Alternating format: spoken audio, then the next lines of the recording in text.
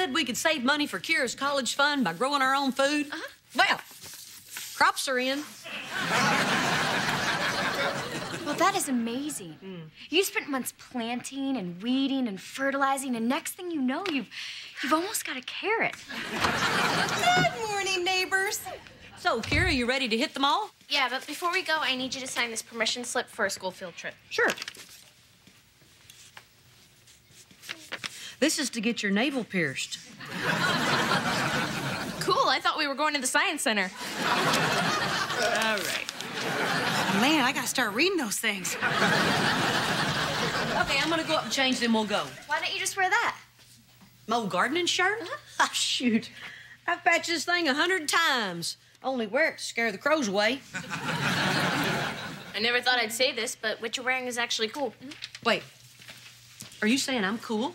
I'm saying your shirt is cool. Kira's right. Patchwork is the new silk.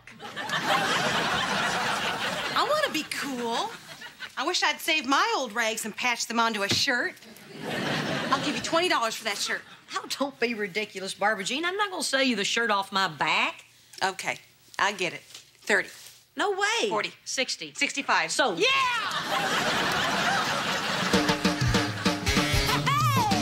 My roots are planted in the past, though my life is changing fast. Who I am is who I wanna be. A single mom who works too hard, who loves her kids and never stops, with gentle hands and the heart of a fighter. I'm a survivor.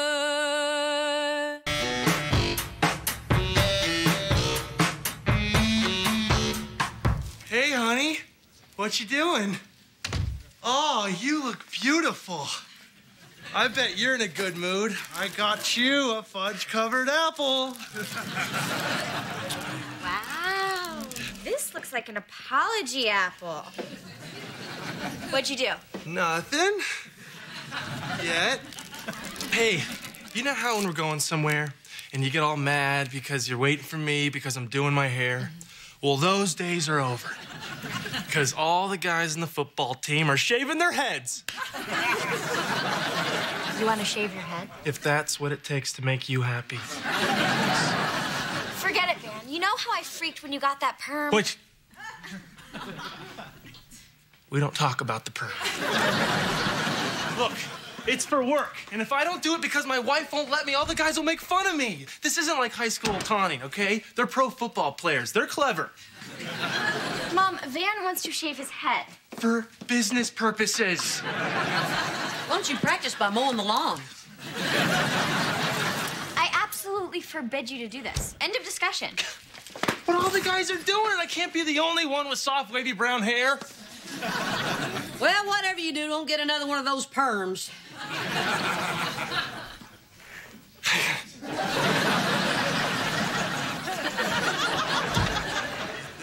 So, Reba, I got good news. What, Brock came to his senses about quitting his job to play golf? I have not come to my senses, Reba, and I never will. So, you remember that shirt that you sold me? No refund. No, I showed it to a friend who took it to a guy that he works with, and he said that he thinks he could sell those shirts.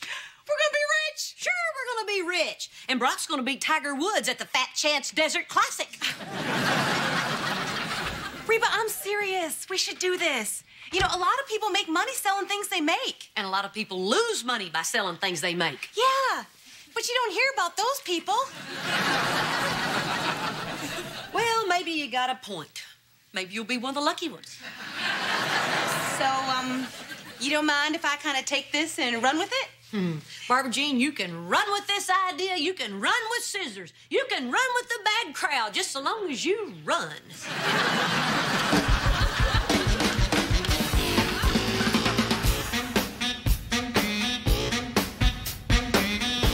Why do you want to shave your head? Because everyone else is? Jeez. So it's okay to do something just because everyone else is doing it? Yeah. To be cool. Thanks. Hey, Jakey, where are you going? Graveyard. Hi, honey. You look really pretty. I know, but you're still not shaving your head. Why do we always have to fight about stuff, huh? I mean, I think the world would be a better place if people with opposing views would just agree. Oh, very mature. Listen, what I'm trying to say is, like, cut it out.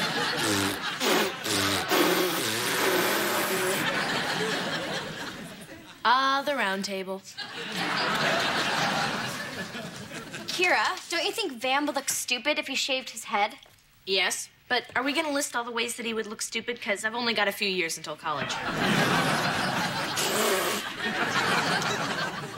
Look, everybody's doing it to show unity, all right? To show we're all on the same team. Oh, geez. If only there were a way to do that with matching jerseys. I can't talk to you. Van, do you mind if I speak for you? Yeah? No? I don't know. What? Van's trying to say that playing on a team involves complex group dynamics, and seemingly self-destructive acts are actually initiation rites that foster camaraderie. Did I just say that? Look, I know it's dumb. So what? It was dumb when my high school team dressed in drag on game days. You didn't say anything about that then. Huh. That's the first time I heard those were game days. Look, this is important to me, okay? Right now, I'm the new guy, rookie. I just want to feel like I belong. But I don't want you to do it. Why not? Just because. Well, that's not good enough. Well, it used to be.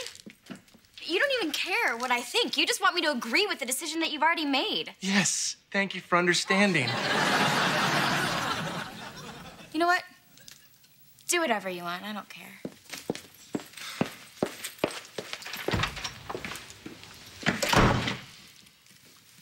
You were the prettiest on game days. I thought so, too.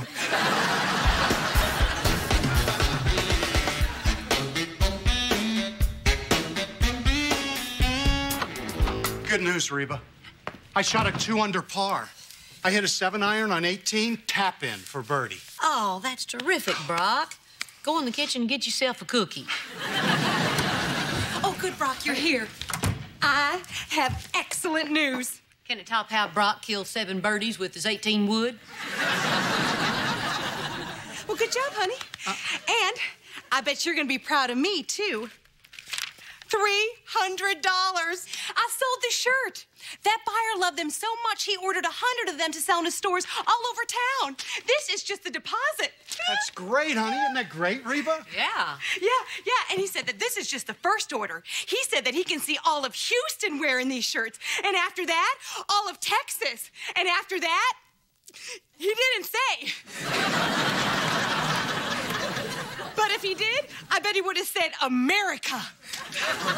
Wow, this is just like me with golf. Yeah, except I got a big fat check.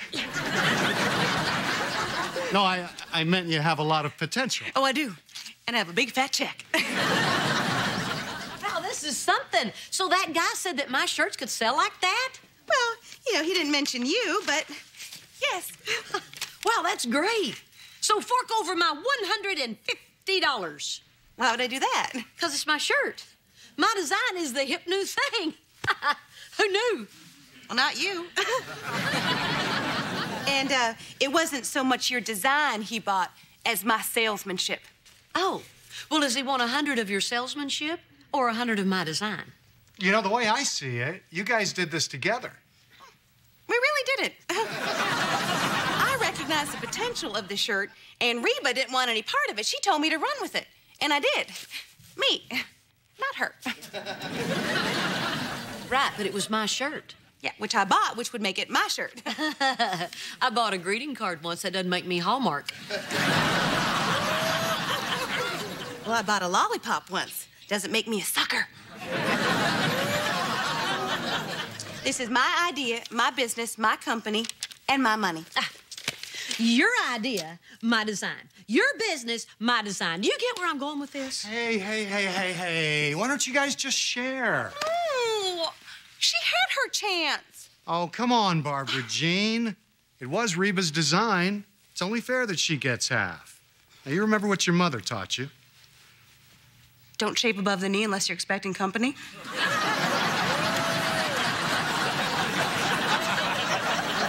No, the other thing. He who is fair makes friends everywhere. Okay, fine, but if she gets half the money, she does half the work. Well, of course I will. I've been looking for a way to get some cash for Kira's college fund. Apparently, I'll do anything. Fine. You win. We'll work together, but I'll call the shots. If you hear any shots, they're coming from me.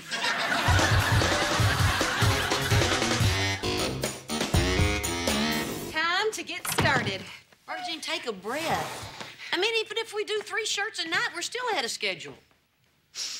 What's that? The stink of mediocrity? Okay, moving forward. I have cut up a bunch of fabric for patches. So why don't you make a prototype for us to work from? What about the shirt I already made? It was left with the buyer. What? Why would you do that? Management made a decision. We're just gonna have to live with it. Okay, fine. Go back and get the shirt and we'll start again tomorrow. And lose a whole day? Unacceptable. We've got shirts, we've got patches. Do that thing you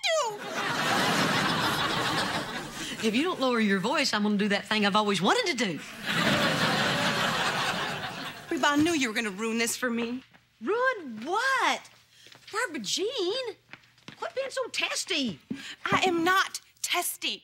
I am a serious businesswoman. Oh, I'll be glad when this company can afford a psychiatrist. Hey, Cheyenne, what you doing?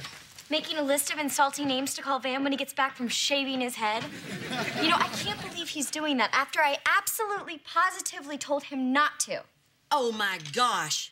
This is the first husband who's ever had a problem with a direct order.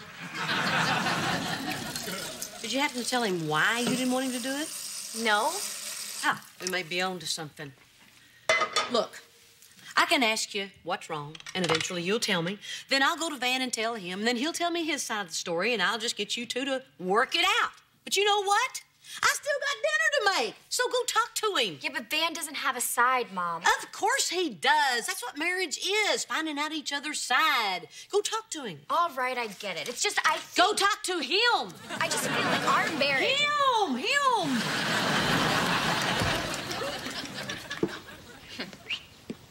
You know, you could be very annoying sometimes, Mother. The kid has a point. Ah, shut up.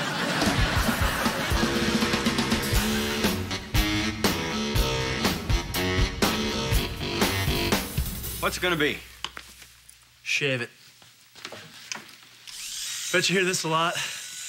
My old lady doesn't want me to do it. But I mean, it's my head. It should be my decision. I just hate when she's mad at me. I don't know. What do you think?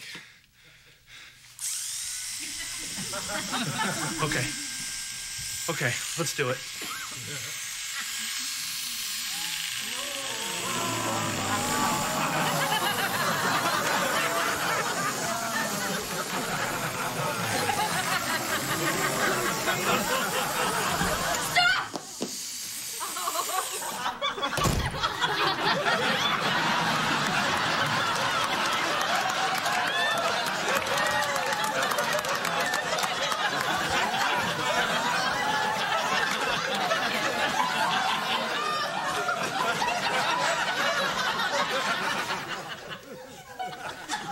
I guess there's no way to comb that over, is there?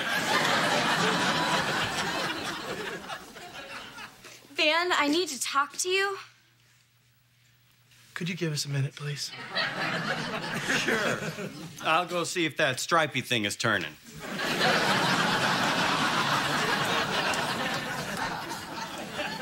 What is it, Cheyenne? I'm kind of in the middle of something here. Whoa, that feels weird. Do this and then do this.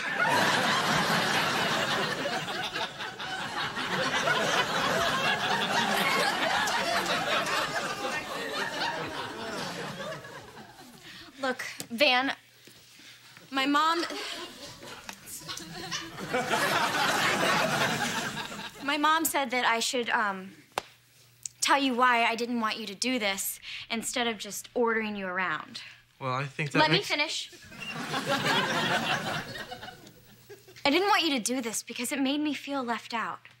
Oh, Cheyenne. You want to shave your head, too?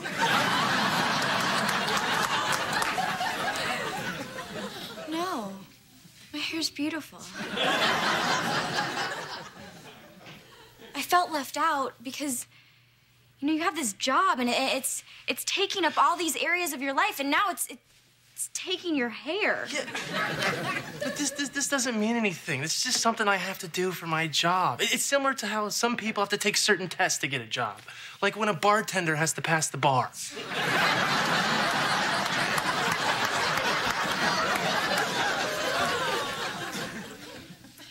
Look, it used to be just you and me. Now you have this whole other life, and I'm not even a part of it. Hey, I tried to make you a part of it. I mean, I came to you 2 times. I mean, I wanted your support. I wanted you to be here with me because I'm doing this for you and Elizabeth. I'm doing this for our future. I mean, do you think I really want to look like the mayor of Munchkinland? Look, I'm sorry, Van. It's just... You know, this is the only Van I've ever known. Look.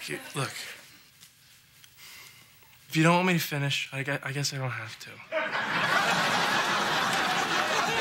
I mean, yeah, I'm pretty sure we can afford a very narrow toupee.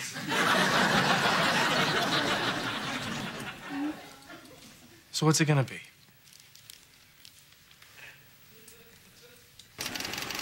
Okay. Jake's in bed. How's your head? Are you sane yet? No. I feel like a failure. We failed. I didn't fail. I ain't started yet. Barbara Jean, calm down. We got plenty of time. No, we don't. We don't know how much time we have. Sure we do. The shirts aren't due till next Friday. Reba, open your eyes. I'm not talking about the shirts.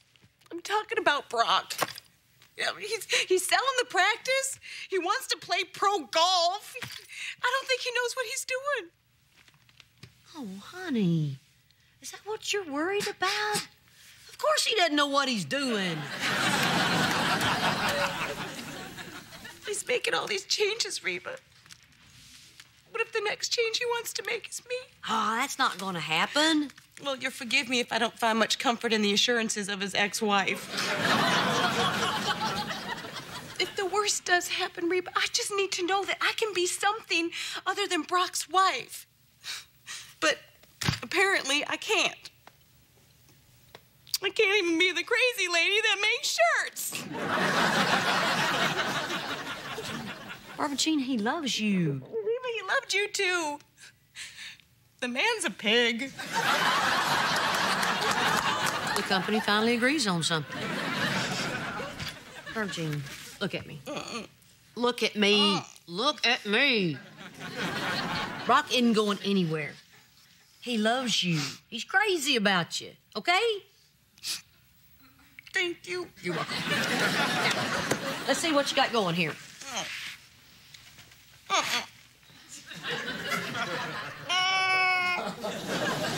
Barbara Jean, I gotta look at it sometime. Come on.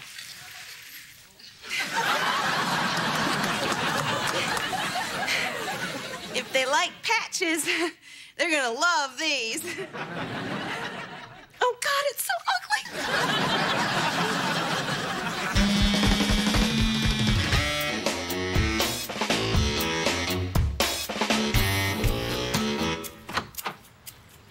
Don't scream. It's me. I know. You know, actually, I'm kind of getting used to it. By the time it grows back, I might even miss it. When's that gonna be, by the way? Hey, honey, it's Daddy. I didn't treat you like that when you were bald. Cheyenne, I think I made a mistake. No, you just have to remember why you did it, to be like one of the guys. Well, see, the other guys didn't do it. What? Yeah, they tricked me. They're mean. Hold me.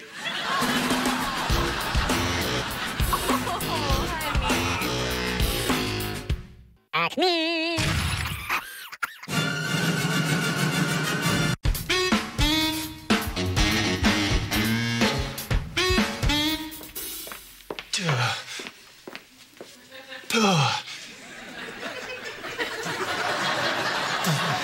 Ben, what are you doing? Trying to make my hair grow faster.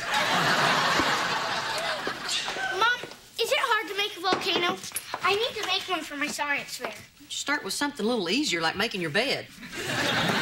Hey, Mrs. H, can I help Jake build his volcano? Really? Yeah. I've always wanted to do that. My father hated doing stuff with me. He would always have my projects professionally made. One year for science fair, my project was a dialysis machine. Thanks, Van. Can we make the volcano spit real fire? Real fun. Well, let's not get carried away. Huge fire. Hey, Reba. Just so you know, the situation is under control. What situation? Is Kira allergic to any medicines? Is Kira sick? Sorry, yeah. I need to borrow a heating pad and a blowtorch. A blowtorch? Well, I'm making creme brulee, but that's not the point. Oh, honey, what's wrong? I'll tell you what's wrong. She's sick. On Tuesday, the day I read to the blind. Who's going to tell them I'm not there? Take a look. Put your tongue out. Put your tongue in. Put your tongue out. Now shake it all about. Reba, you do not hokey pokey with the ill. She's faking. Trust me, I can spot a sick kid from 50 yards in a dense fog, and she's not sick. All right, Kira, what's going on with you? Nothing. Okay, you can tell me why you're faking it, or you can go to school right now. But if I told you why I was faking, then you'd know I was faking, and then you'd make me go to school anyway. So there's really no upside. Well, I suggest you go upstairs and change, or you're going to go to school in your jammies. Fine. I hope I get sick for real. Oh, that'll teach us. Man, I am so easily fooled. I wonder if all those people I read to are really blind. I think some of them are just lazy. Did that seem odd to you? Yes. Why? Because Kira's never faked being sick. She's faked being well because she wants to go to school. I'm going to call down to the school, see if something's going on. Or we could disguise ourselves as teenage girls and infiltrate her circle of friends.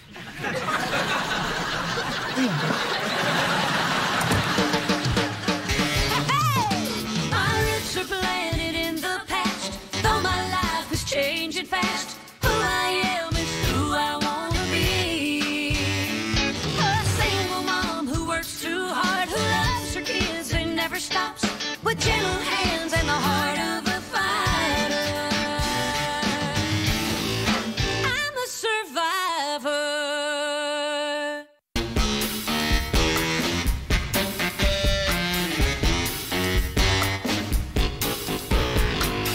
Well, hey there, pretty girl.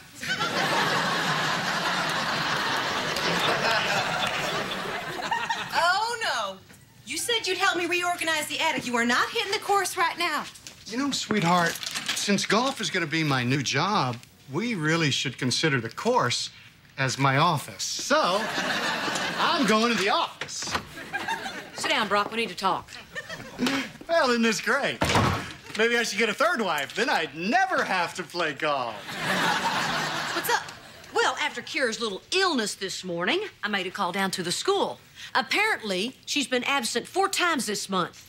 Hey. Whoops, my mistake. I walked into the room marked lynch mob. Mark it. Kira, is it true you missed 4 days of school? Barbara Jean, you signed the notes. You tricked me. You didn't want my autograph.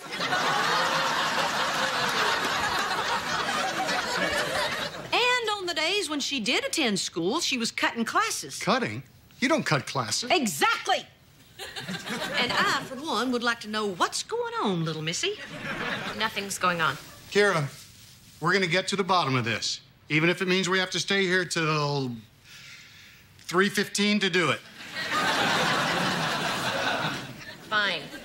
A couple of kids at school have been giving me a hard time, and some days I just don't feel like dealing with it.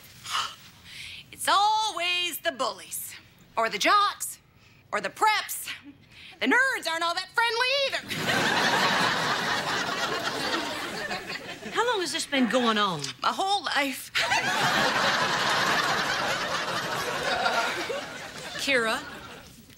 I don't know, a while. Well, sweetheart, why didn't you say anything? Yeah. Why? So you could call a parent-teacher conference and embarrass me in front of everyone? No. So we could discuss the situation and find a rational solution. I think we should call a parent-teacher conference. Oh, no. You do not go crying to the teacher. That only gets you shoved in a locker with chalk up your nose and duct tape in your hair. Honey, I wish I'd been there to protect you. Except you were 34.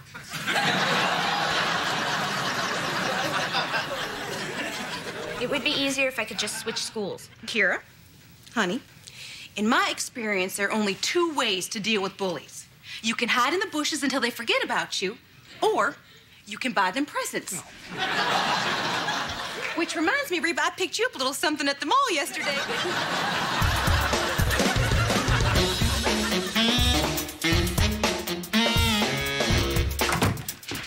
Oh, hey, Mrs. H. If you need us, we're gonna be in the garage building our mountain of death. This puppy's gonna have molten lava, miniature trees, and tiny little villagers running for their lives. Say hello to Pedro. Hello, Pedro. He's a blacksmith, and he's about to die. Can I play with him? No!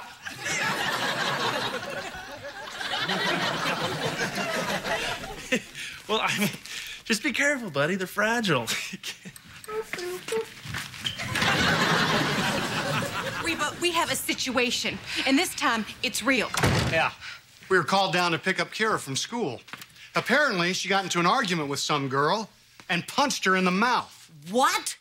Kira hit someone? Kira, is this true? Ah, you know how it is on the playground. One minute we're standing around drinking, the next we're throwing punches.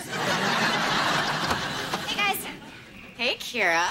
Man, I hope I can move out one day so I can constantly be here. Don't mess with Kira. She punched a girl at school. Oh, I knew it was only a matter of time before Miss Congeniality snapped. Spell congeniality. Spell no. Okay, spell knock it off. All right, girls, we don't have time for this Cheyenne Kira love fest. Kira, what's going on with you? Nothing. We're losing her, Reba. Losing her to the mean streets of Houston. Why would you punch some girl? It's how she shows affection. That's right. So why don't you come over here for a little hug? Girls, stop it. Kira, start talking. She started messing with me, so I took a swing at her. I didn't even think I'd connect. It's no big deal. Oh, I think a little girl going home from school with a steak pressed to her face is a big deal. What on God's green earth made you snap? Have you considered the fact that she's a total psycho? Shut up. You shut up. Girls, this is your last warning. I gotta get out of here. Kira, what did that girl do to make you lose it? She called Cheyenne a slut, okay? She called Cheyenne a slut, so I punched her. Oh my gosh, my psycho sister loves me.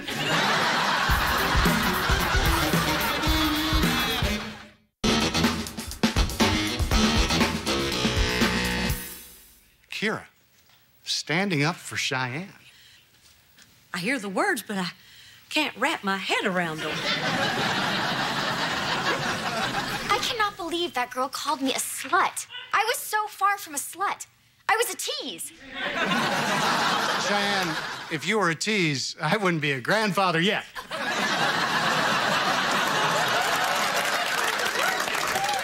Even if Kira was standing up for Cheyenne, we still have a huge problem. She decked that girl. But she was defending a member of our family, which is what our family has always done. Yes. Reba, if I didn't know better, I'd say you approve of this. Is that a slam against my Oh, family? well, hey. Come on, Barbara Jean. You heard what that girl called me? Yeah. Plus, it takes one to know one. Except I'm not one. But if I was one, then she would have to be one, you know, too. Kira still has to be punished. Oh, you got that right. If we don't, she could turn on us. And I'm bruised like a peach.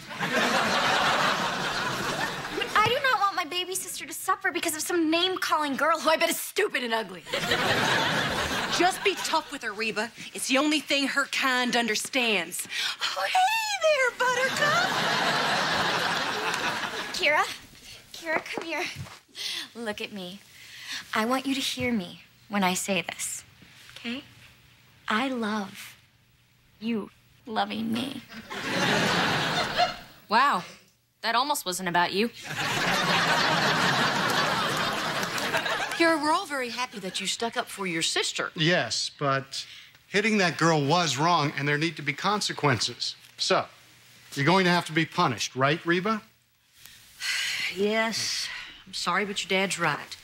So I'm afraid there will be no Jackson Browne concert next month. Who the heck is Jack?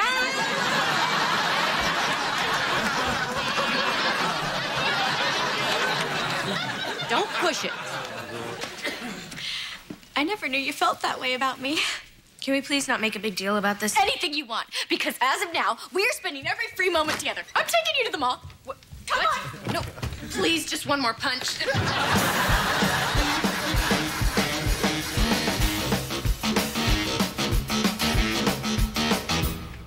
Jake, shouldn't you and Van be working on your project? Van gave me $10 to leave him alone. Bring me a virgin.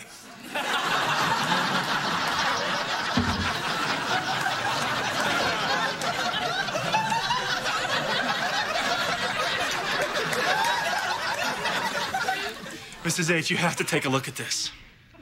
First, smoke and glowing lights signal the eruption. Then this trigger mixes the vinegar and baking soda to form the lava. And then finally, a spring-loaded mechanism sends the whole thing straight to the ceiling. You want to see? You probably should wear goggles. Van, did Jake help you build this? Well, yeah, about that. He's not very good with his hands. This is Jake's project, not yours. Plus, that thing weighs more than he does. But Mrs. H, look at it. It's beautiful. There's no way he won't get an A. An A is not the point. Do you even remember school?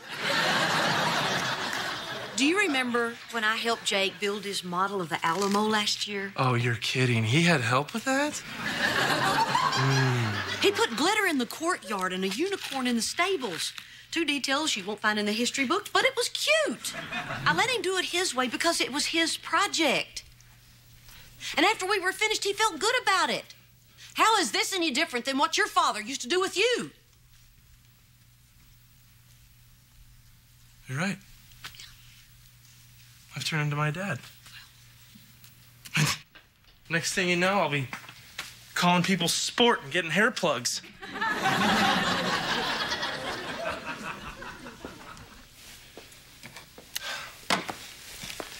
Hey, listen, sport.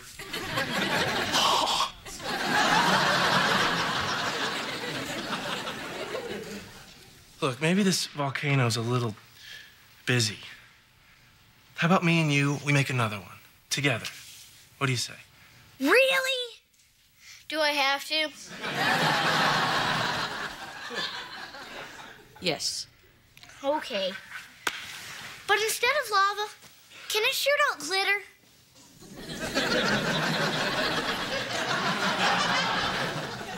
Glitter. Sure. We'll call it Volcano, the musical. Kira, I'm just saying that you should kiss as many boys as you can because one day you wake up and boom, it's senior year and you're married. Well, if it isn't the Bobbsey twins, you guys have a good time? Oh, it was great. That's the first breath she's taken. You are so hilarious. It is so cool having such a hilarious sister. Chica, Kira, my hilarious sister while I'm upstairs, okay, Mommy? Well, if you were a little older, I'd offer you a drink. Let me make you some tea. Thanks. Oh, wait a minute. Mom, I gotta confess something. And if you ever tell anyone I said this, I'll deny it. And I'll never tell you anything ever again, ever. What is it? I actually had a pretty good time with her.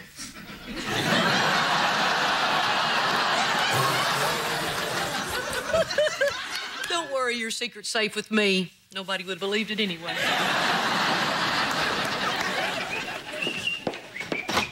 Reba, we have a huge problem. No, we don't. Cheyenne and Kira are friends. All's well in the world. Yeah, I just got a call from Kira's principal. They have a zero-tolerance policy towards violence. They're kicking her out of school. What? They can't do that. Zero tolerance, Reba. Do you know how much tolerance they have? Zero. That's completely unfair. She's one of their best students. I told them that. Sure, she had a little lapse in judgment, but that's no reason to ruin her life. I told them that, too. Well, you didn't tell them loud enough. I'm gonna go down there and talk to those people. Yeah, I told them that, too. You know who else has zero tolerance? Reba.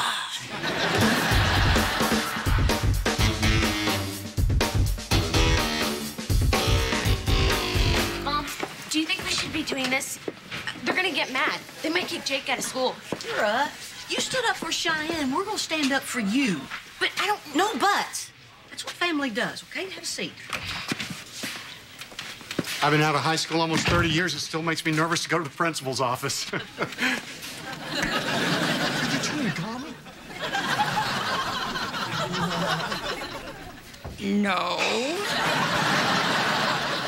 Yes, you are. Are you trying to get us into even more trouble? Now, get rid of it. Swallow it.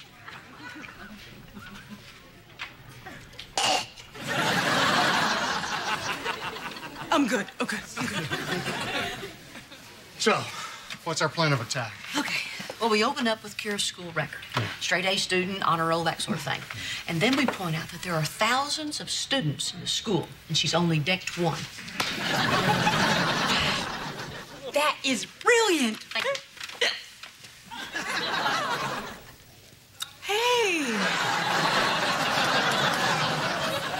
My gun came back. That is a good omen. Hey, guys. Cheyenne, oh, it was so sweet of you to come down here to support your sister. Are you kidding me? After what Kira did for me, there is no way I'm letting them kick her out of school. Mom, do we really have to do this? Honey, look, I know you're nervous, but we've got to go in there and tell them what happened. I just want to go home. Sweetheart, it'll be fine. Hey, I've got a great idea. We should have Cheyenne tell the story. Can you cry on cue?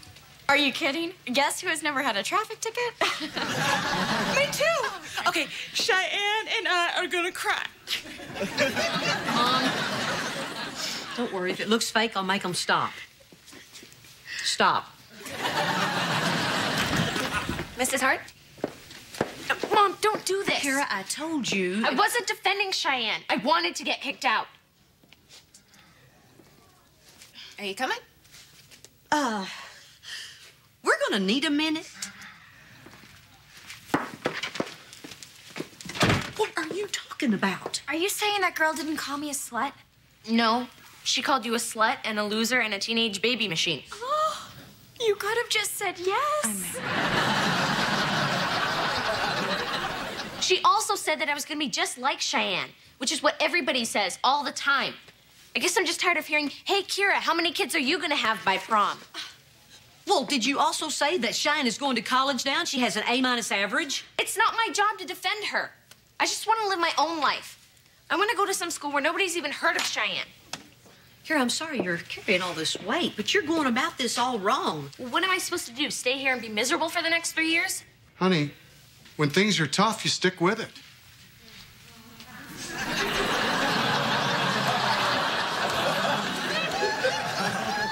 Well, at least I didn't hit anybody. Kira, honey, we've got to go in there and tell them what's been going on. Because if we decide to go to another school, it needs to be on your terms, not because you were kicked out. So you'll let me transfer? We'll cross this bridge and then we'll talk about it. All right. Ready? I'll be there in a minute. Okay. Well, I'm glad you had a good laugh. You know, I was an idiot to think you actually liked me. I did like you. I do like you. Yeah, right. You know what? You fool me once and... Well, I don't know the rest of the saying, but you are not gonna fool me again. At the mall, in the car, at home, all the times you weren't hugging me, I like talking to you.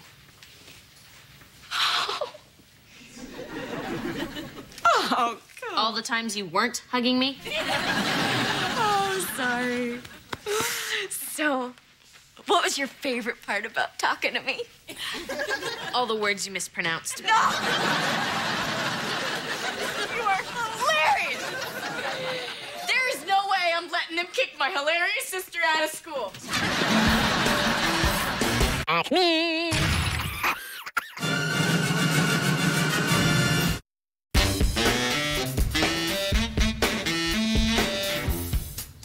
Mom here? Yeah, she's in the kitchen.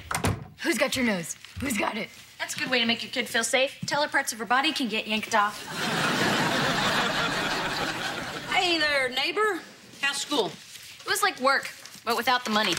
I got news for you. So's work. So, what brings you around? Well, I was on my way home to Dad's, but then I remembered. Dad's there. Dad in his 3rd degree. Where were you? Who were you with? What were you doing? Ooh, man, you think he's your father. Then Barbara Jean's reallys start. Where were you really? Who were you really with? How does the CD player really work? Well, maybe she's just naturally inquisitive, you know, like a chimp. Look, they're just a little on edge right now. What with your father trying to sell his practice and trying to get this golf thing going. Well, I wish they would stop. I can't keep hanging out the library. I'm getting a bad reputation. You want me to talk to them about it? Ah, they wouldn't listen. They might. I'll bring them some bananas.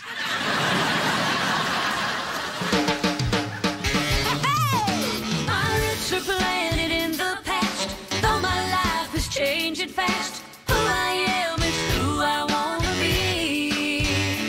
A single mom who works too hard, who loves her kids and never stops, with gentle hands and the heart of a fighter.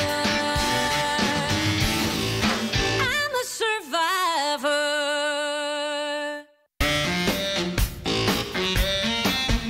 Cheyenne, you will never believe what happened to me today. What? I got asked to appear on The Huddle, the team's cable TV show. Oh, you mean that goofy thing on, like, Channel 2000? It's Channel 200. And it's not goofy. It's very prestigious. And I'm the only rookie that's been asked to appear on it. Oh, hey, look at you, Mr. Big Shot. It's because you've been playing so well. That's true. And because you're hot. No. Well, I mean, yeah, but that's not the only reason. No, the team is starting this big marketing campaign to have more families come to games, and I'm one of the few players with the family. We are so lucky we got pregnant in high school. Yeah. I haven't even told you the coolest part yet. What? They asked me to have you come on the show. Cheyenne, we're both gonna be on a TV show. Oh, God. I am gonna get you so ready for that TV show. I can't do this. Look, we're just talking about it, and I feel like I'm about to throw up. They say if you're nervous, you should picture the people in their underwear. I don't recommend it. I always lose my train of thought when I do that.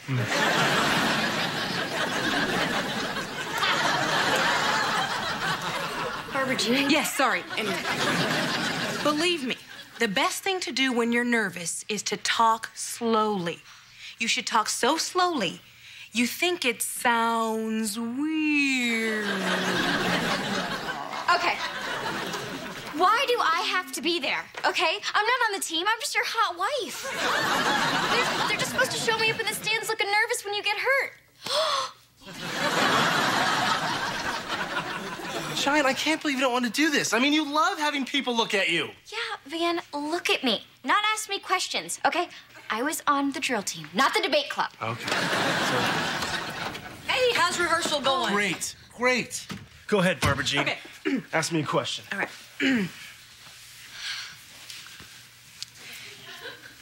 So, Van, how do you balance your career with your family life? After all, you have a fairly large extended family, don't you? Well, Not yet.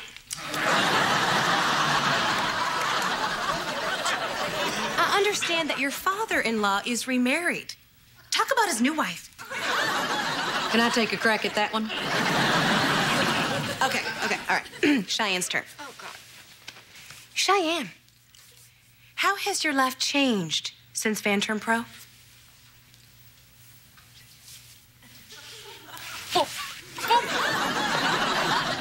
Barbara Jean, you don't ask a pretty blonde hard questions, you just admire them. Speaking of pretty blondes, where's Brock? Upstairs. Brock!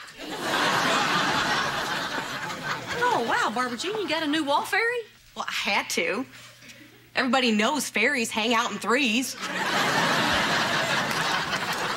Geez, Barbara Jean, when you yell like that, you sound just like... Hey, Reba. But you sure do scoot when you're called for, huh? So what's up? Nothing. I was just at work today, and Eugene was talking about you selling your practice. He was saying that it must be kind of a tense time for you. Yeah, well, you can tell Weasel Boy to mind his own business. Oh, I did. Yeah. But not before I made a bet with him that even if things are tense, that you two aren't giving Kira a hard time. You aren't, right? Okay, what is this really about? You are inquisitive, aren't you? Shoot, I meant to bring you a banana. Okay, wait a second. What happened? Did Kira complain about something? No, Kira wasn't complaining. Well, then why'd you come over here like there's some big problem to solve? Didn't say problem. Good, because there's not. The only problem is if we let Kira play us against each other. Right. And every time Kira says boo, you can't rush over here to make sure we're good parents. Didn't rush. You're the one who said it's important that we present a united front, Reba. I know. Man, I wished I'd have brought a banana. If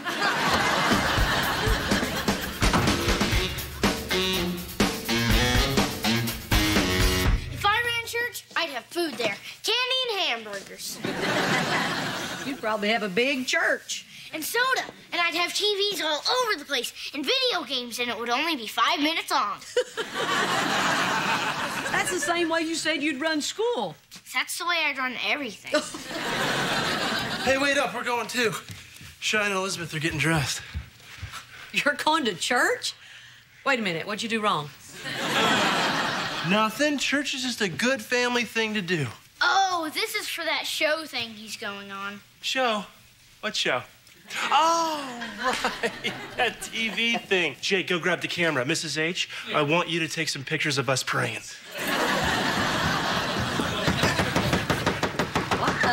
What? Oh, going to church? Good, because you got plenty to confess, sister. If you don't change your tone, that might be true. Dang it, Reba. We're not supposed to let her play us against each other. Family, can't all this ugliness wait until after we've worshiped the Lord? Brock, what are you babbling about? Kira and our united front. It undermines our authority if you let her do things like this. Things like what? She can't come over here in the middle of the night just because I yelled at her. What? Kira's not here.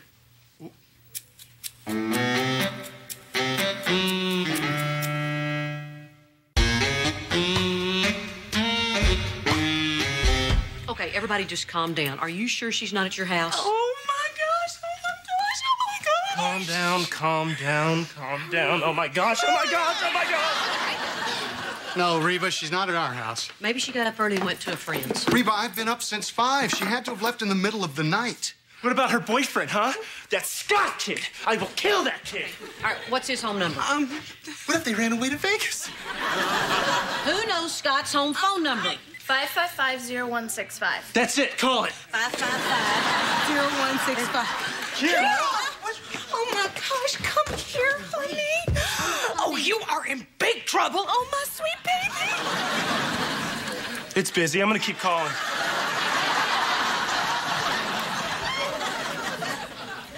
I'm sorry, okay? I came in when everybody was asleep and slept in my old room.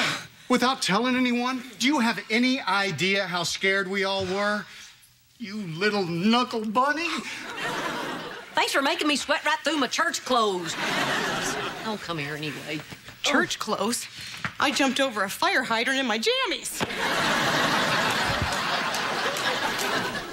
Okay, Kira. funny joke. Now here's what you won. You are grounded. You are big-time, supersized, new and improved grounded. When you come home from school, you go to your room. When you leave your room, you go to school. That's it. That's not fair. This wasn't fair. Now you go home.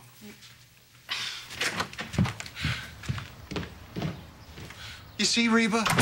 This is what I was trying to explain to you the other day. She's just doing this to make us look like bad parents. But we are not bad parents. In fact, we are really good parents. And despite how this little stunt makes it look, we are totally on top of things. Yeah. Where's Henry?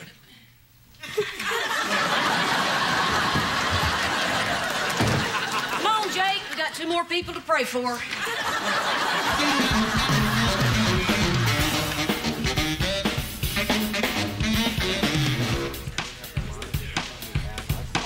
Whoa!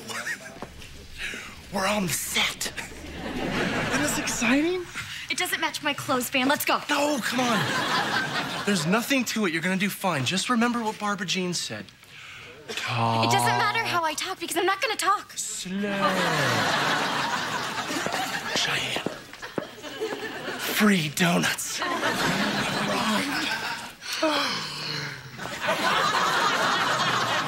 There's a rising star. Glenn Montgomery. Welcome to the huddle. I'm Nick Marone. Whoa. Mad Dog Marone. It is an honor to meet you, sir. This is my wife, Cheyenne. Cheyenne, it's nice to meet you. Now, can I get you anything before we get started? Scotch. Think we've got enough snacks for the Van and Cheyenne show? Yep. Man, they are so lucky. Don't you think it would be cool to be on a TV show? A TV show? Nah. I think it'd be cool to be a singer. There you go. You take all that in the living room and I'll bring the drinks. Hey, Mom. Hey, you here to see the big show?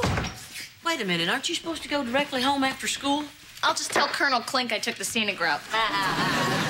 Sorry, Kira, but I'm with Colonel Klink on this one. You scared the heck out of us the other night. If you'd have woke me up when you got here, things would be different. But you handled this all wrong. I know, and I said I was sorry. You know, the thing that kills me is that you did it knowing you'd get caught. You did it deliberately. No, I didn't. Oh, come on, Kira, you're not stupid. You knew when they found out that your father and Sergeant Schultz would freak. I planned on waking up early and going back before they got up. Yeah, right. Like I did the other times. What? Forget it, I'll just go home. No. Sit down.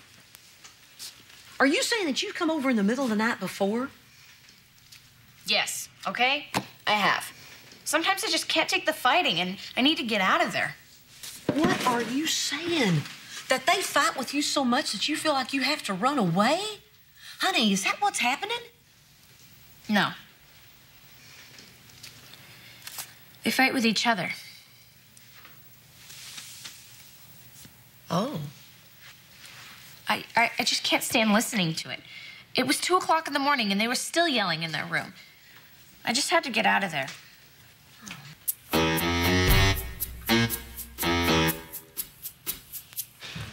Okay, when they come out of the theme music, they're gonna cue me.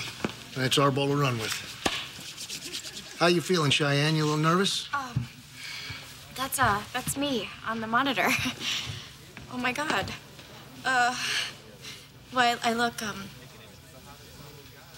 great. Van, check it out. Look how goofy your head looks.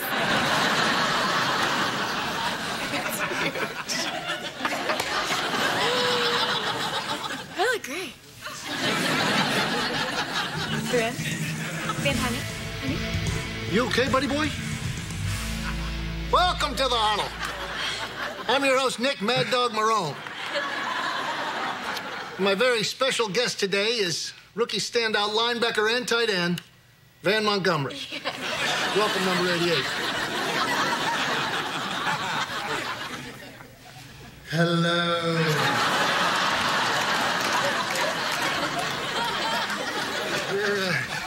We're also very excited to have Van's lovely wife here with us today, Cheyenne. Oh, hello, Nick. It's great to be here with you. And with all you wonderful Houston fans. Go Thunder Bears! All right, Cheyenne. Yeah. You know something? You're the first player's wife we've had on this show. Well, I guess that makes me a rookie too, Nick.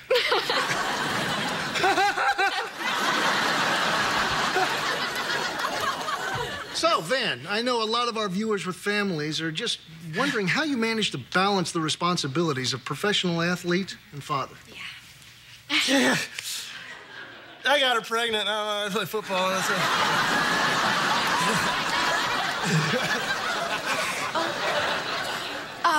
Well, Nick, Van is actually incredible at both jobs. He gives it all he has on the playing field and all he has at home. You know, even after a tough practice, he still comes home and reads Elizabeth her bedtime stories. Is that true, Van?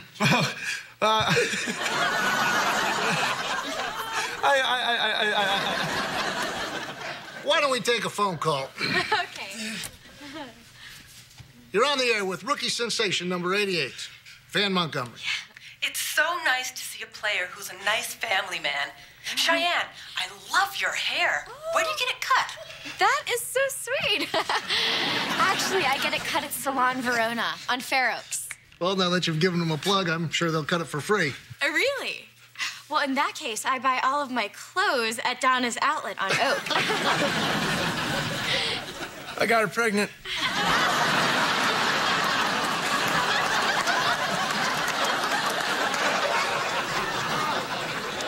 Back to the phones.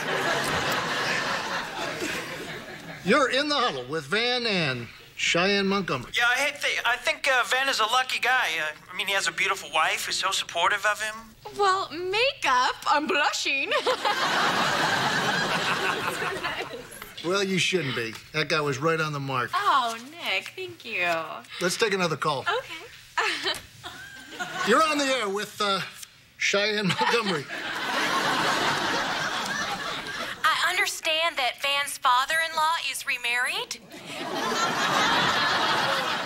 Talk about his new wife.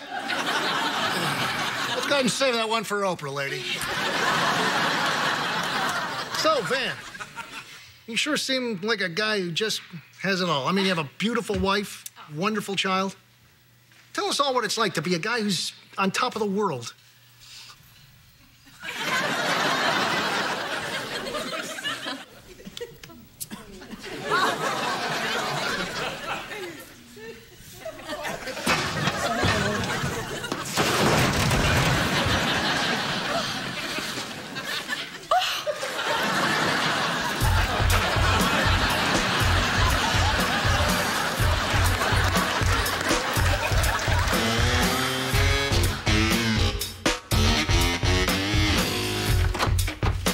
Hey.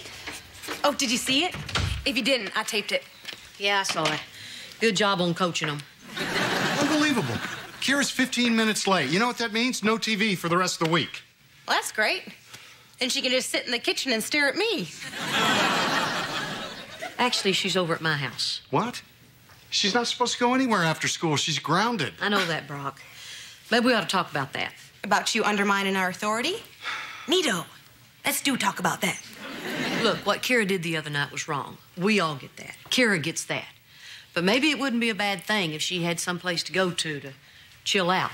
Oh, boy. How mad would you have been if I'd suggested something like that when she was living with you? Touche. But the point is, she's over at my house. No, Reba. No, I don't think it's a good idea. Now, would you please go ask Kira to come home? Pronto. Yeah, you're not the only one who speaks French. I don't think I'm willing to do that. At least not until we talk about this. We have talked about it. What is going on? What is she telling you? I really can't say. Why not? Because just because. Well, gee, I thought you wanted to talk, Reba. Touche back at you. She says that you guys yell at each other.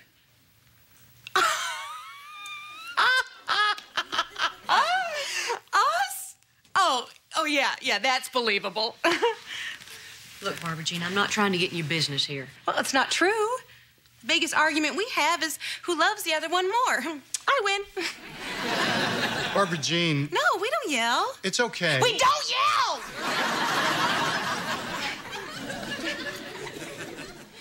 I think it's hard for her to listen to. Maybe because you know how it was in the end between Brock and me.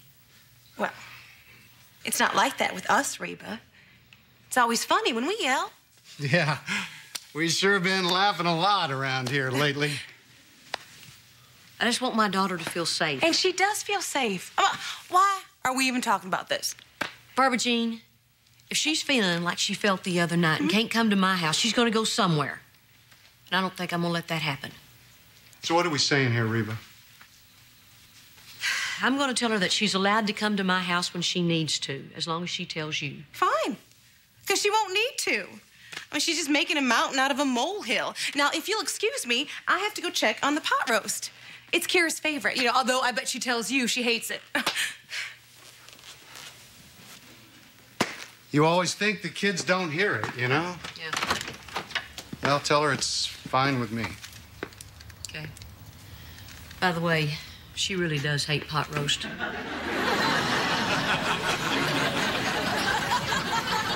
Yeah, me too. Me.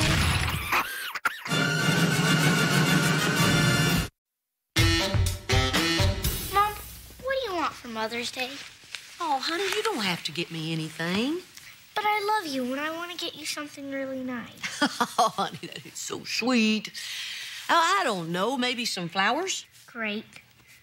Where's your wallet? It's up in my bedroom. Jake, nothing too nice, I'm broke. Put my name on the card. Well, what is this?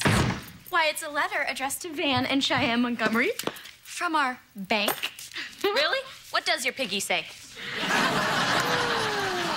Same thing he always says. Shut up, Kira. Oh, my gosh. This is so exciting. We got our first interest payment on our savings account. Look. $1.23. Whoa. I wouldn't have made fun of you if I'd known you were rich. You know, opening the savings account was the smartest thing Van and I ever did. Yeah. Okay. That was very responsible, Shane. It was wicked responsible. And next month, we are going to get another payment of $1.23. And the next month, and the next month, and the next thing you know... Old Jed's a millionaire.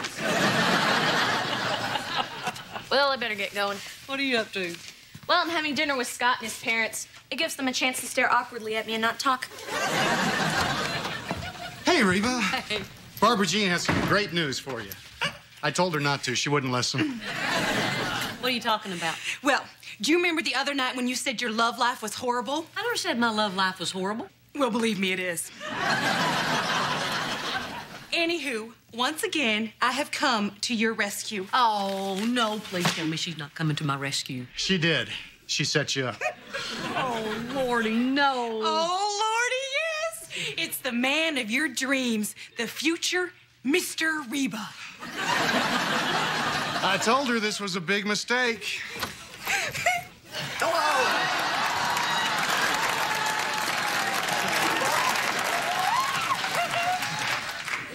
Not that big.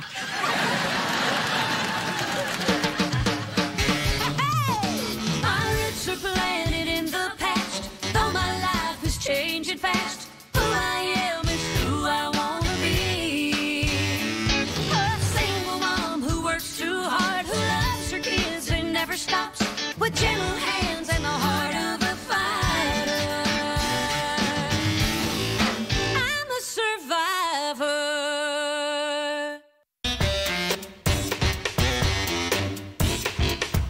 Reba, Terry, Reba. Terry goes to our church.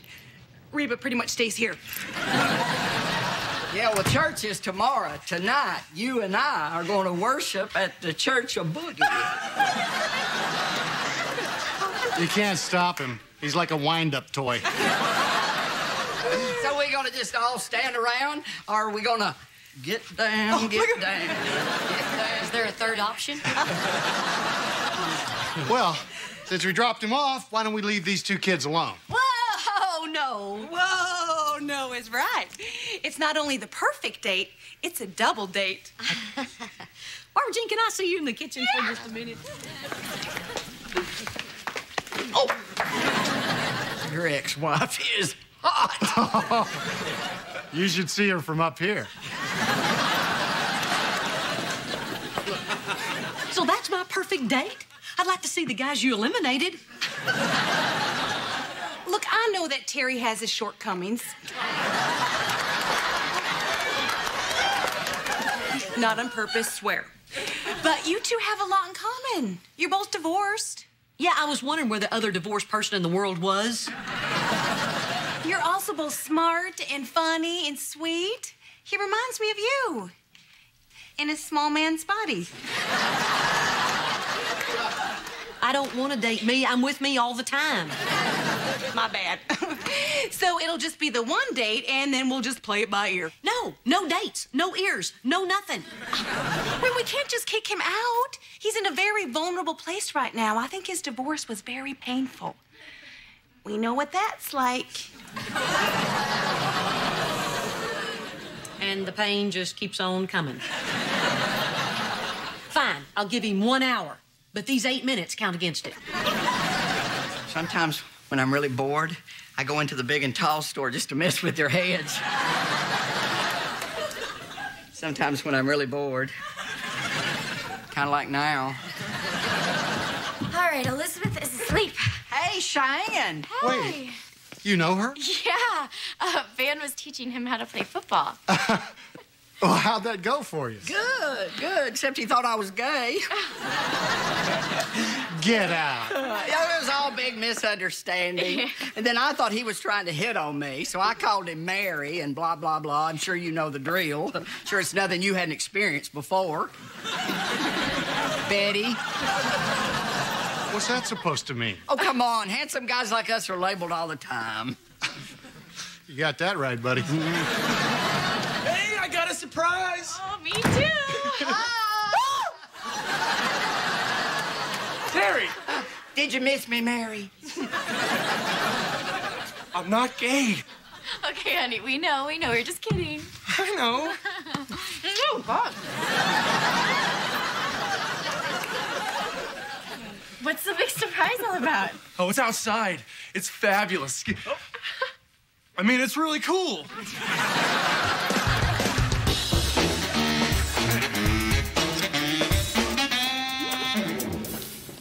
Okay, keep your eyes closed. We're almost there. Okay. Do me. You do me.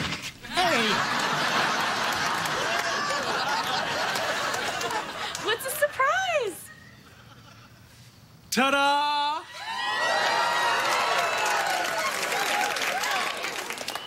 What's this? This is our new car. Well, it's an old car, but it's our new old car. Please tell me you stole this. No, I bought it. Cheyenne, we've always dreamed of owning a sports car. You know what that means? We can stop dreaming. Then you bought it? But we just started putting money in our savings account. Right, and what are we saving for? To buy stuff we want. Just think of this as us skipping a step. Wow. A 66 Stang. 65. I think I know a little bit about cars, and this, my friend, is a 1966. It has a 289, not a 260. The grill is honeycomb, not multi-barred. And I bet you money if you pop that hood, you're gonna find an alternator, not a direct current generator.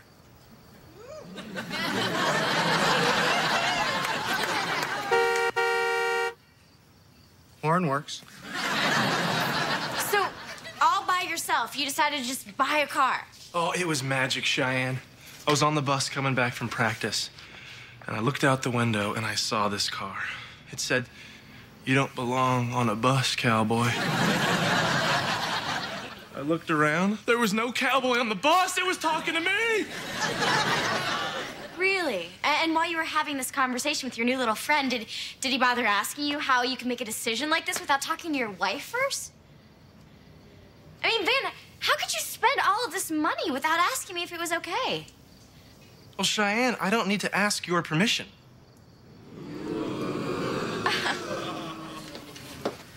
I'm gonna miss you, Mary.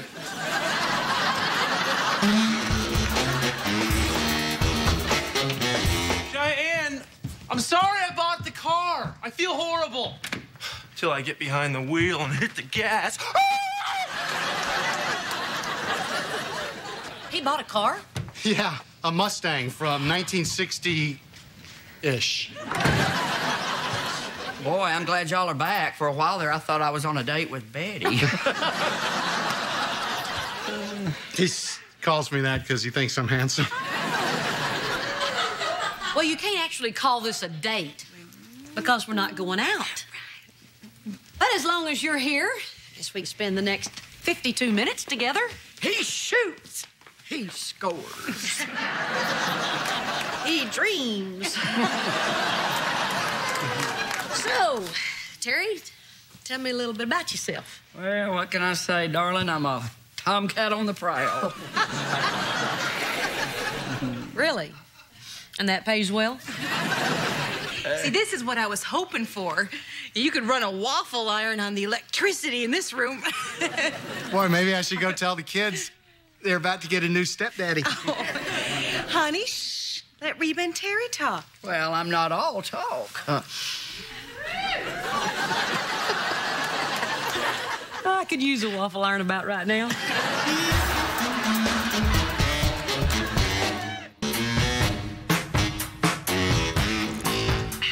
I've been working in a dental office for the last year.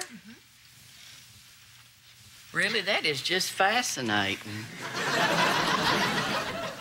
Well, it's really not all that fascinating. Well, it is the way you tell it. Here, let me get you a coaster. There you go.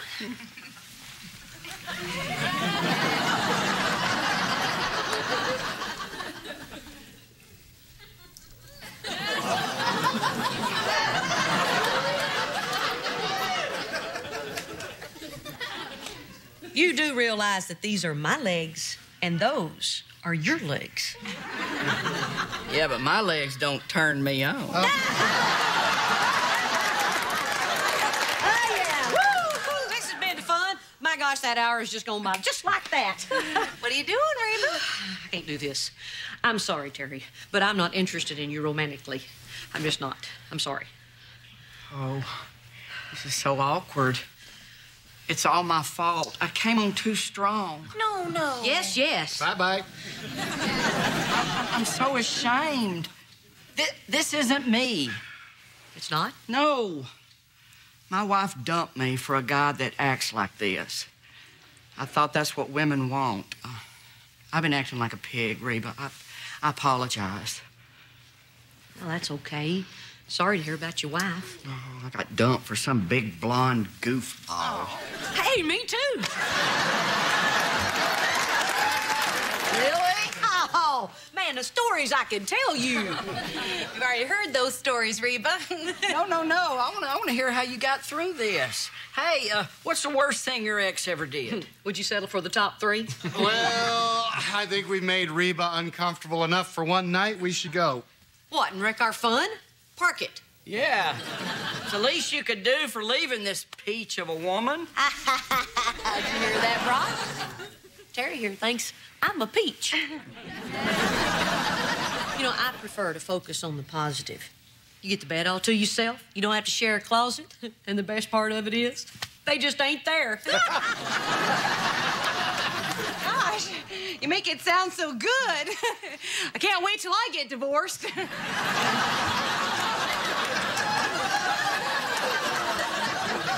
Barbara Jean. I'm just trying to fit in. Don't wreck this for me. Oh, my God. You know that when my ex-wife left me, she said she wanted to go find herself. I didn't have the heart to tell her she ain't worth looking for.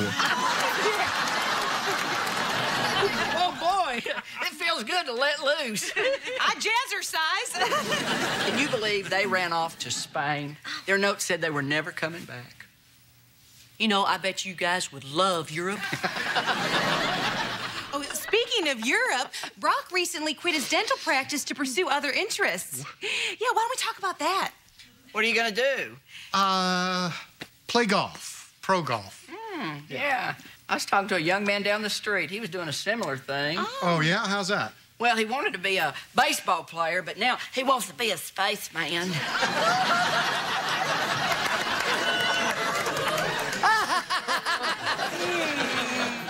Who wants scotch? He probably drinks to get rid of the guilt of leaving you for this one.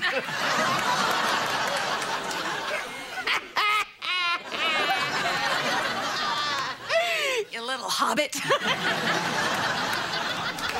You know, I think if I hit him really hard on top of his head once, I could drive him all the way into the ground.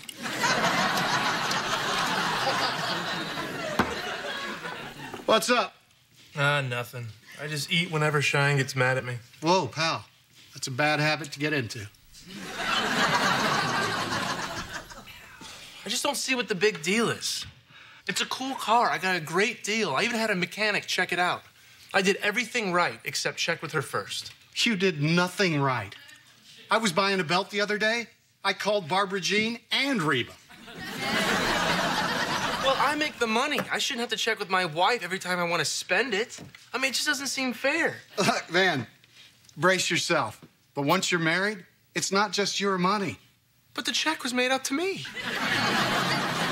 Yeah, and when Cheyenne becomes a dentist, the check will be made out to her, but the money will belong to both of you. And then she'll have to check with me before she spends it? No. I hate this. We never used to fight about money. Well, it's because you never had any. But now that you do, you got to figure out some system to deal with it. System? Yeah. Really? What's yours? I hide the checkbook. So do you think I should get rid of the car? Well, if it were me, I'd offer to sell it and then pretend that nobody wanted to buy it. But that's probably why I ended up divorced.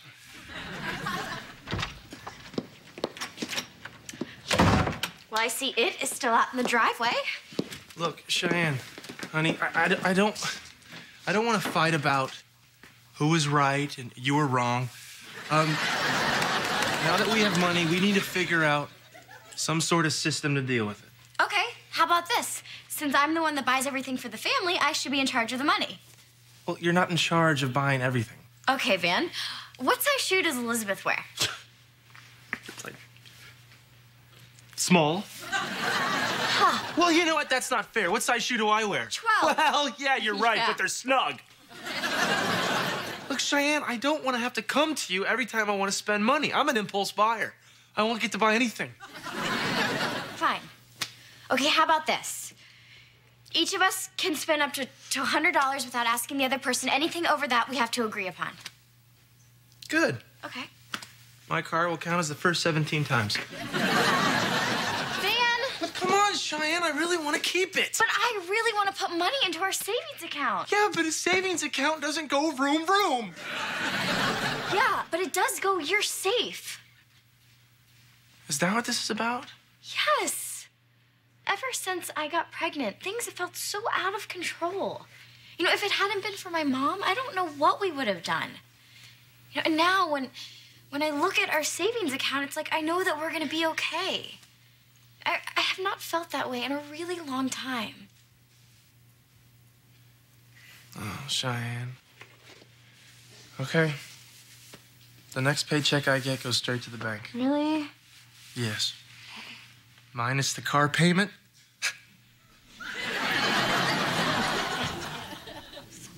Well, guess I should ride in it before I make my decision. Yes! We're keeping it! Oh, Man, life was so much simpler when we were poor. oh, yeah. Your mom has no idea how lucky she is.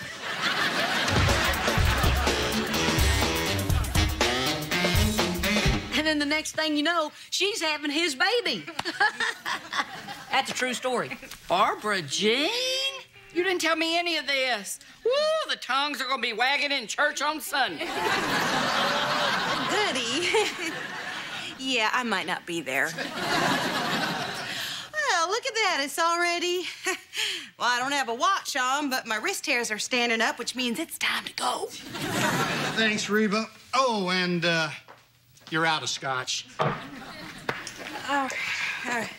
All right, Terry, come on. Come on, it's time to go. I want to stay. No. No, I really think that we should go. I'm having a good I will shove you in my purse.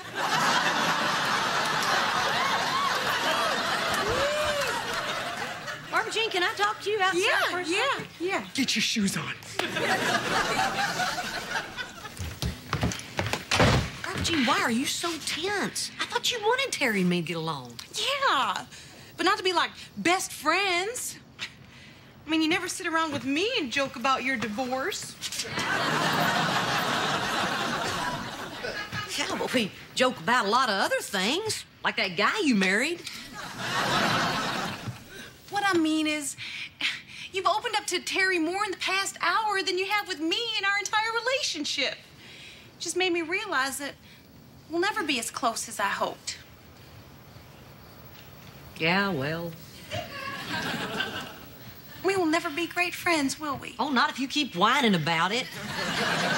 Look, I don't know what's going to happen to us, but I do know that I used to hate you. Now you only kind of bug me. Who knows, 2 years from now, I might not hide every time you come over. But am I special to you?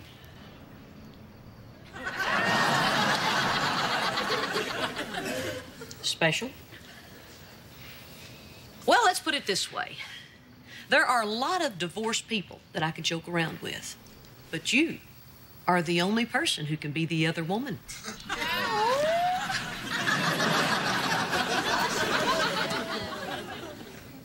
Well, that's something I gotta write in my Reba journal. I got my shoes on. Get in the car.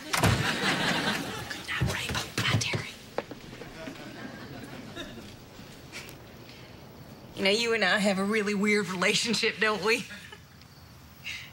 Oh, I could use that waffle iron right about now.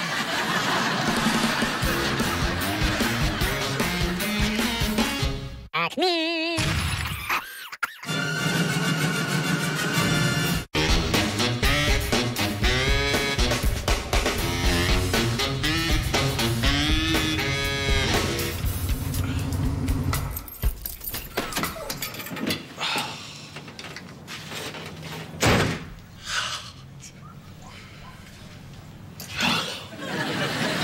I love you, Rhonda.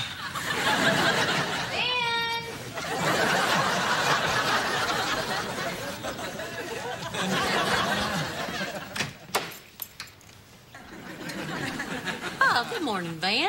Hey, Mrs. H, if Cheyenne asks, I was not out driving my new sports car. She hates her.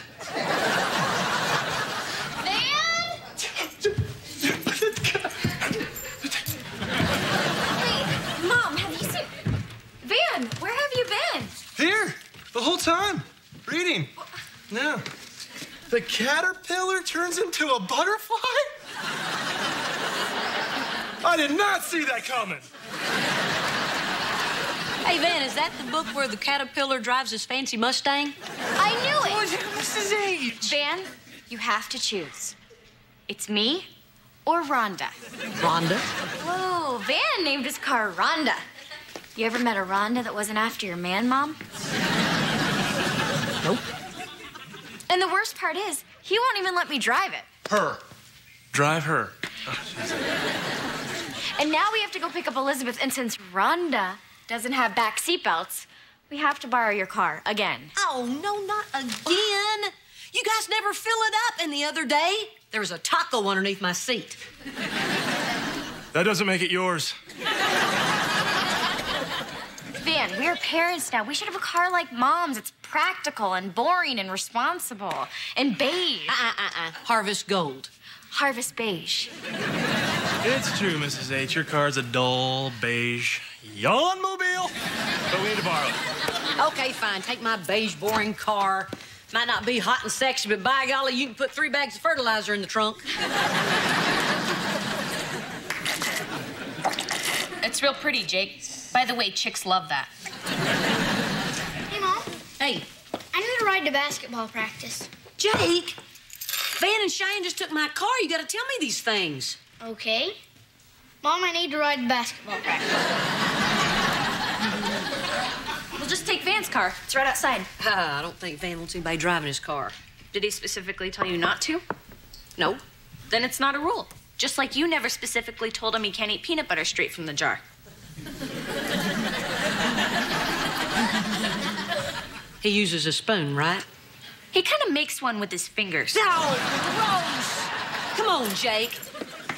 As soon as I drop you off, Rhonda and I are gonna go buy some peanut butter. Who's Rhonda?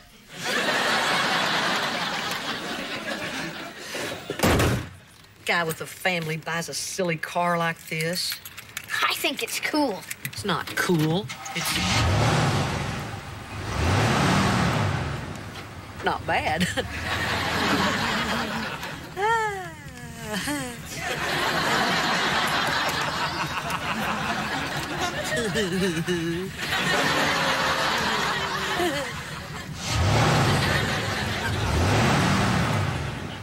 Hey there, cowboy. I'm gonna name you Ron.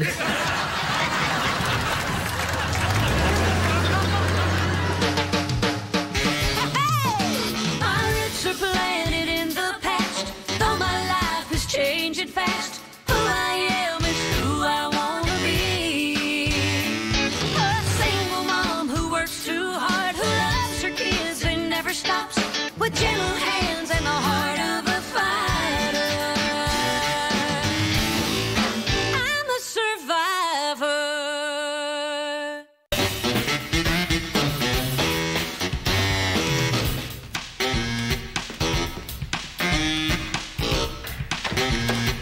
Hey, Mom. Hey. So, Jake said you were driving really fast. He thinks you're cool.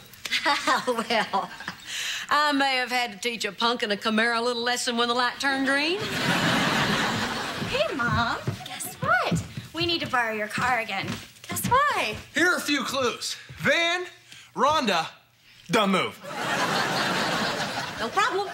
Here you go. All right. We're family, and families share.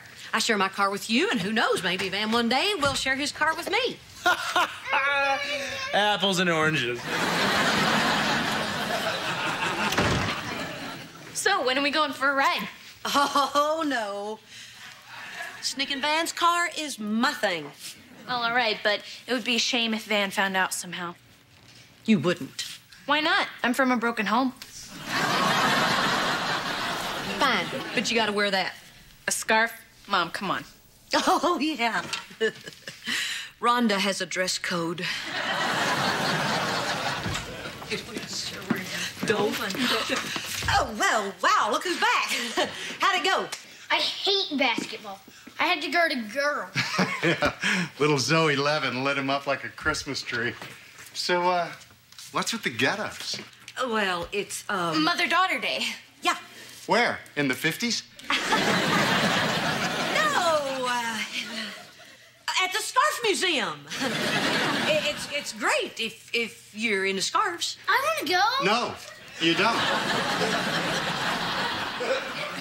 Yeah, well, we better hurry. First 100 people get a new scarf. But Dad. As long as you are my son, you are not going to the Scarf Museum.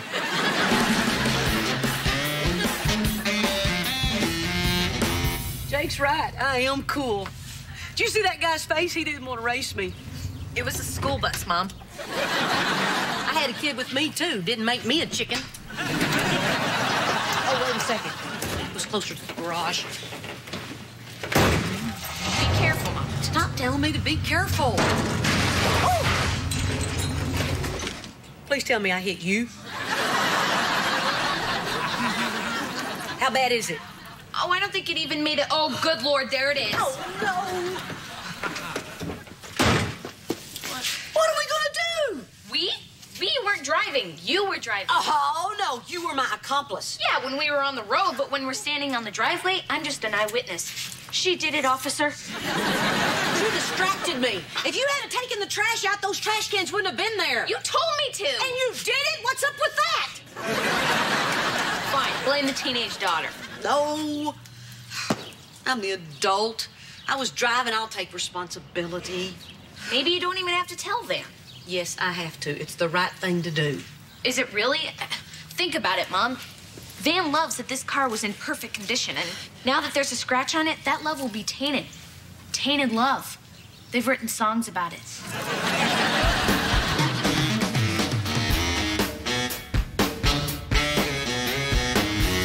Kira, I've been stalling Van for an hour. He wanted to go out to drive, but I told him he had to clean the attic. Have you found a body shop yet? Yeah, Hank Bender, the auto mender. Guaranteed to fix your fender in under an hour. Which didn't rhyme, but it's good time. You can have it done by 5. Let's go. Where's the keys? Where's the car? Well, wherever they are, I bet they're together. If the car's not out there, then he must be out driving it. I'm not out driving. Van, I thought you were up cleaning the attic. Yeah, Mrs. H. What's the rush with the attic all of a sudden? Oh. Van, if the stuff that I stored away and forgot about is dirty, then why would I bother keeping it? So, where's your car? Well, I let Barbara Jean borrow. Barbara Jean? I thought you had a rule nobody could drive your car. Oh, there's no rule. You just need to sign the Rhonda Pledge. It's a simple 6-page document. And you know why she signed it? Because she gets it. Gets what?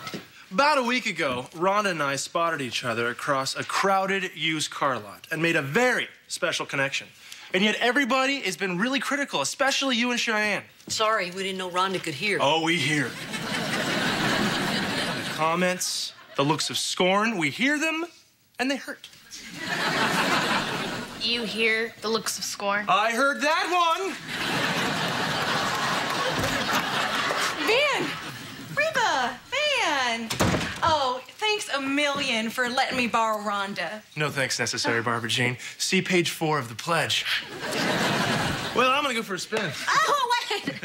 Van, did you, vacuum the attic? Mrs. H, did I vacuum the attic? Yeah. Did I vacuum the attic?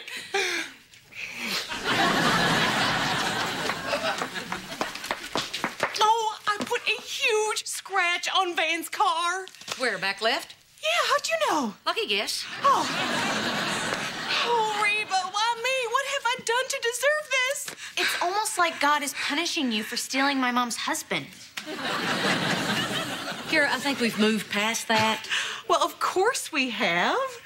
I mean, me taking Brock is what brought us all together. You know, it's what turned us into one big happy family, right? Yeah, until you wrecked Van's car. Oh,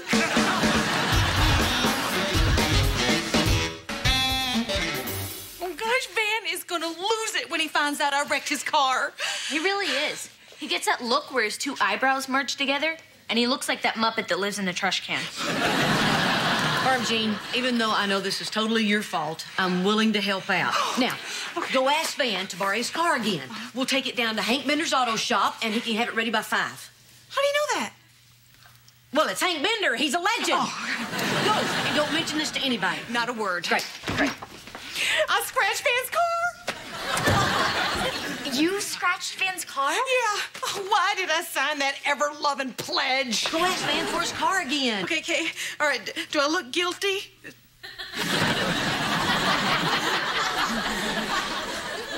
Not at all. Good. It was me. I scratched Van's car. Whoa. What? You? Yeah, I was walking by her and she gave me one of those smug looks, so I whacked her with my purse. On the back left? Yeah, how'd you know? Lucky guess. Look, Mom, Van is gonna freak out on me. Okay, it doesn't matter who scratched the car. No matter who scratched the car, Barbara Jean scratched the car. Okay, got it.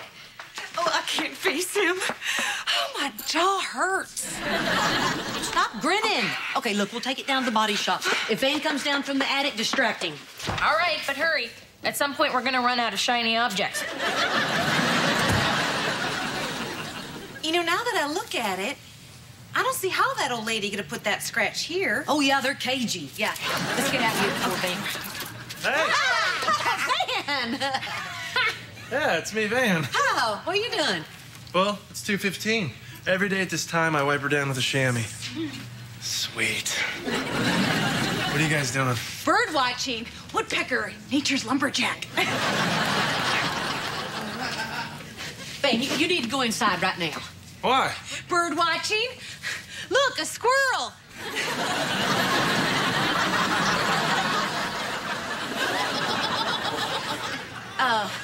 Cheyenne's got a surprise for you inside.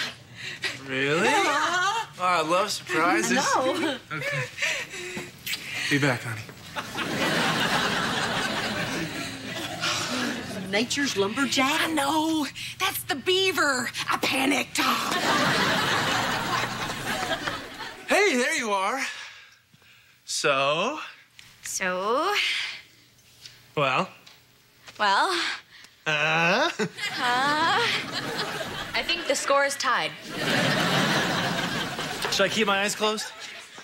Yeah. Okay.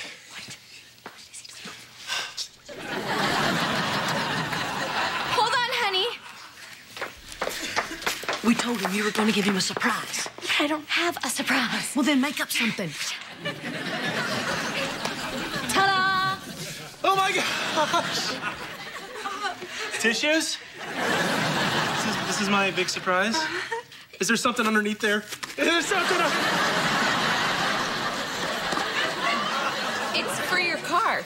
Yeah. That's it? Yeah, for your car. Remember the other day when we were driving and you sneezed and you didn't have a tissue? Ta-da! Yeah, it's a great gift. Yeah. You always see those people driving, having nose trouble. Yeah.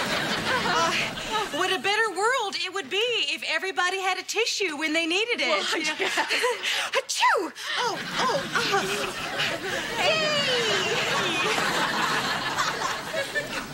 Hey, Van, guess what I just saw? Not now, okay, buddy? I'd be in a bad mood, too, if there was a huge scratch on my car. What? There's a huge scrape on your car. Show me.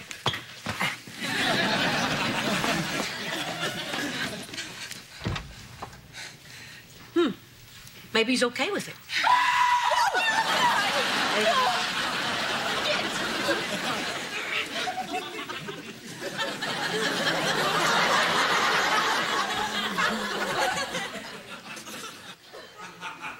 How could you? You're the one who scratched his car? Okay, all right. I have something to say. Kira and I Went to the Scarf Museum, which is not as exciting as it sounds. Yeah, well, I was just about to say that's the original paint job, which means that it's old paint, which can't be very expensive. So how's $10? $10? $10 stinks. Van, calm down. It's no big deal. No big deal. Mrs. H, no big deal. What if somebody borrowed your... What is something you love? Peanut butter. Well, there you go. What if somebody borrowed your peanut butter? You throw me off by saying peanut butter. And I know you know I use my fingers. Van, we will pay whatever it takes to get your car fixed. Up to $10. Barbara Jean, who's gonna repair the scratch in my soul? Because you put that scratch there. And the worst part is you signed the Rhonda pledge. I want to hear it. Say it with me. I hereby promise to uphold sanctity. Say it! I didn't read it. I just skimmed it. Well, you should never sign anything without reading it. Van, stop torturing the woman. The truth is... It was me! I scratched Rhonda with my purse. And I'm glad I did it. You did it? Mm-hmm. My own flesh and blood by marriage? Yeah, and you were just gonna let me take the blame? Oh, Rhonda was right about you. Look, I was jealous, okay? Van talks about this car like it is another woman. Okay, it's driving me nuts. It's just a stupid car. Whoa. Easy, honey. That's the man's car you're talking about. I shall never trust you or forgive you again. Shall? Mm-hmm. Shall? Since when do you say shall, you big jerk? All right, everybody just calm down. This has gone far enough. I'm a jerk.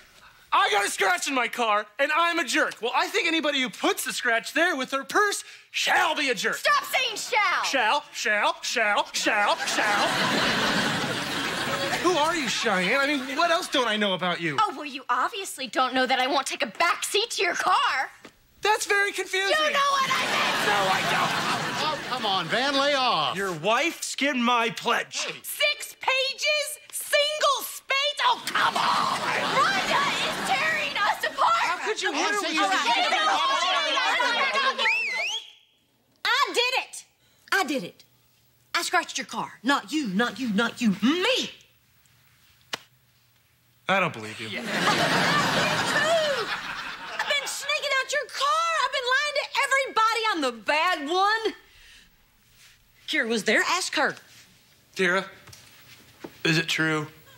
It's true. And there is no scarf museum. What?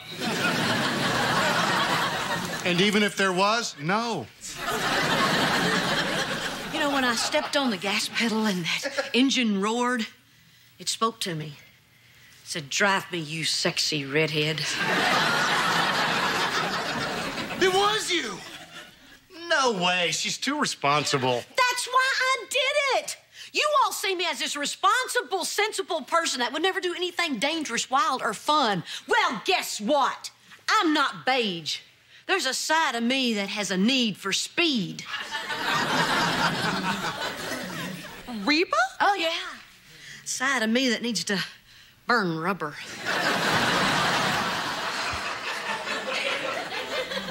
You burned Rhonda's rubber? You put that baby into gear, crank up the stereo, forget all your troubles, and show that punk in a Camaro a thing or two. Mom? Wow. Reba? I shall never look at you the same way again. Van, I'm sorry I dinged your car. But I get it now. Rhonda and me, well, we're just two bad girls looking for trouble. Now, if you'll excuse me, I have to go bake brownies for Jake's field trip.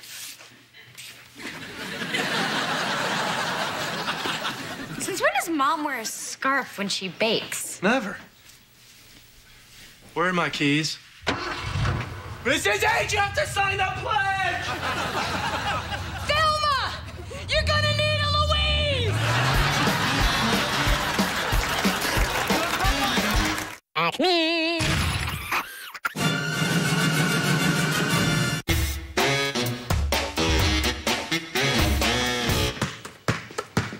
Hey, did you have fun? Oh, you should have seen me. I hit 10 free throws in a row. I was like, 1, 2, 3. You can tell me about the next 8 after you take a shower, Stinky. Hey. Guess who got fan mail? Is it me? Why would you get fan mail? People like me. Oh, wow, look at you, you big stud. Stud? Well, according to this young lady, I'm like a song of sparrow. Familiar yet different and wonderful each time it's heard. Should I be jealous? I wouldn't worry. She doesn't get out of prison for another 8 to 10 years. Please, no, please. Nope. Please. Well, okay. Really? No. Mom, this is so unfair. I never get to see Scott because of your stupid rule that we have to be with a group. Haha, look. You're 14, he's 17. If you round that off, you're 10, he's 20. Sorry. This is all your fault, you know. How is this my fault? Because they trusted you, and look what happened. Oh, give me a break, Kara. You're 14. I didn't get pregnant until I was 17. You're right. Honor roll, straight A's. I brought this on myself. We'll be your group. What? Yeah, Van and I will go out with you and Scott. It'll be fun. For who? Oh, come on, Kira. We never get to hang out together. Let's not ruin that.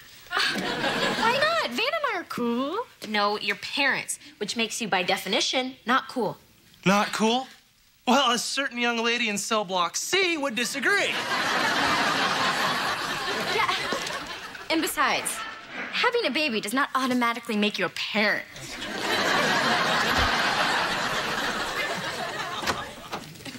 Hey, Reba. Hey, Barbara Jean, Kira's in the kitchen. Oh, I didn't come to get Kira. I came to talk to you. Ah, it's too bad. You just missed me. I need to ask you a question that's a bit awkward. Do you have to? Don't we already have enough uncomfortable moments between us? Besides, I have a headache, and I'm pretty sure it's from the last time we spoke.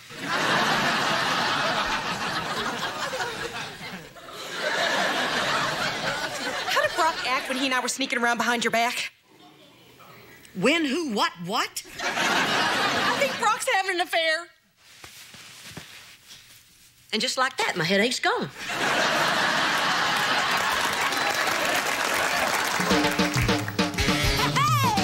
My roots are planted in the past, though my life is changing fast. Who I am is who I wanna be.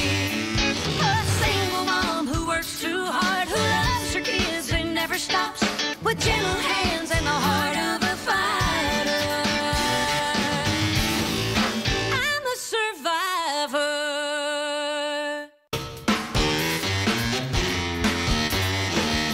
So you think Brock's having an affair and you figure I'm the one to come talk to about this? Well, I don't know anyone else he's cheated on. And just like that, the headache's back. I'm sorry. I know this is just terrible, but it's driving me crazy. Lately, we have been fighting a lot, and now he's being all secretive. See, that's the problem with marrying the guy you had an affair with. It destroys the trust. Look, I'm sure there's a perfectly good explanation for whatever he's done. I don't know. You know, he hasn't been at the golf course a couple of times when I've tried to reach him. He probably was. He just didn't want you to bother him. Next. The other day, he was on the phone, and when I came in the room, he hung up. As if the call were over. Next. He's written a bunch of checks out to cash. How much cash? Couple thousand. Get a lawyer. I knew it! I knew there was another woman. I just cannot believe there is another woman. How many women does one man need? Are you smiling? Well, look. You'll have to understand that this is a very confusing situation for me.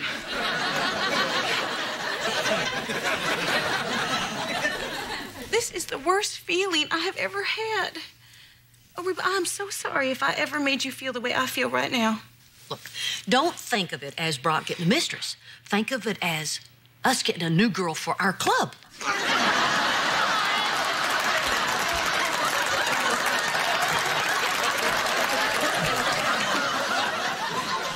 Barbara Jean, you can't go on like this. You have to find out if he's cheating. Yeah, I just can't believe it. You expect it from other men, but not Brock. Just ask him. I can't, Reba. Next to having an affair, accusing somebody of doing it is the best way to break up a marriage. Well, I don't know what else to tell you. You could ask him. No. He would understand it if you don't trust him. No, please, no way. Reba. No, please, no. please, please. No. Please, no.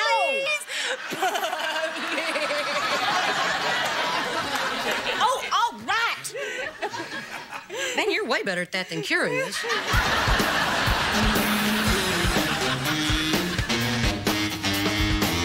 Hey, guys, I have to go over to Barbara Jean's house. Don't be surprised if I come back drunk. Wait. No. Hold on. Wait, you're leaving? Who's gonna watch Elizabeth? Oh, my gosh, that was close. Yeah. I almost left her alone in the house with her parents.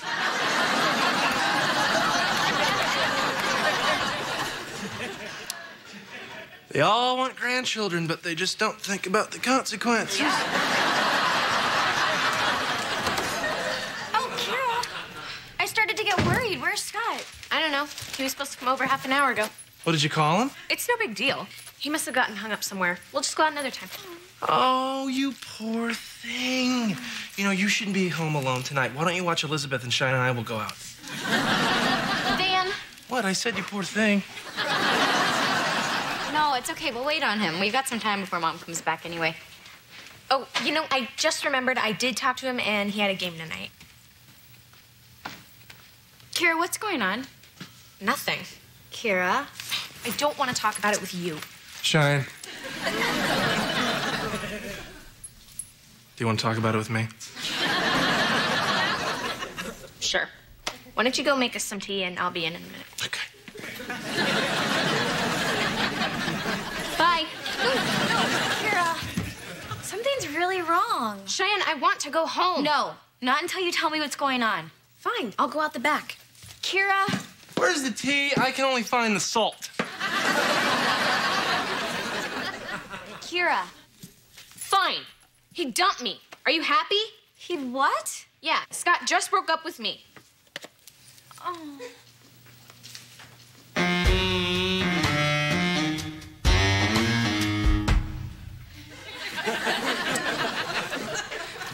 Hey there, pretty bride. Anyone have any objections now?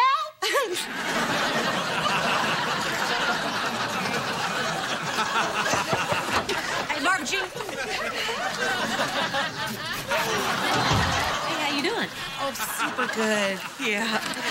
Yeah, I'm just trying to look on the positive side. You know, the good thing about your husband cheating on you is my house has never been cleaner. Oh, I won't eat that. They're for Brock. Oh, okay. Oh, and it. Look, wouldn't you rather talk to Brock about him having an affair and just call me about it later? No, I can't even look at him without thinking about him in the arms of another. Barbara Jean, breathe. Okay, fine, I'll ask me. Calm down. Breathe. Happy thoughts. Yeah, happy thoughts. Beanie babies. Beanie babies. Hey, honey, I'm back. Hey, Reba, how's it going? Don't you want to know what that was about?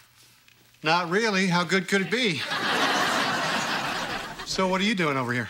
Well, Barbara Jean and I were going to do something, but now I guess I'm off the hook.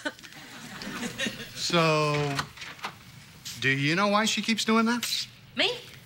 Nope. Too bad. This is really annoying. Annoying? You think she's annoying? Your wife is in there heaping, and you have the nerve. Are you having an affair? What? An affair. You know that thing where you periodically ruin everybody's lives because you still want to feel 17? Why would you ask me that? Because that's why your wife is so upset, you moron. And because God does have a sense of humor, she comes running to me. I'm not having an affair, okay? Oh, yeah, and why am I supposed to believe you? Well, because I'm not dumb enough to make the same mistake twice. Oh, come on. You make the same mistake twice, you're just getting warmed up. All right, look. If I tell you what's going on, will you promise to keep it a secret? Yeah, all right. What is it? Okay. I gotta tell you, it's not an easy thing for me to admit.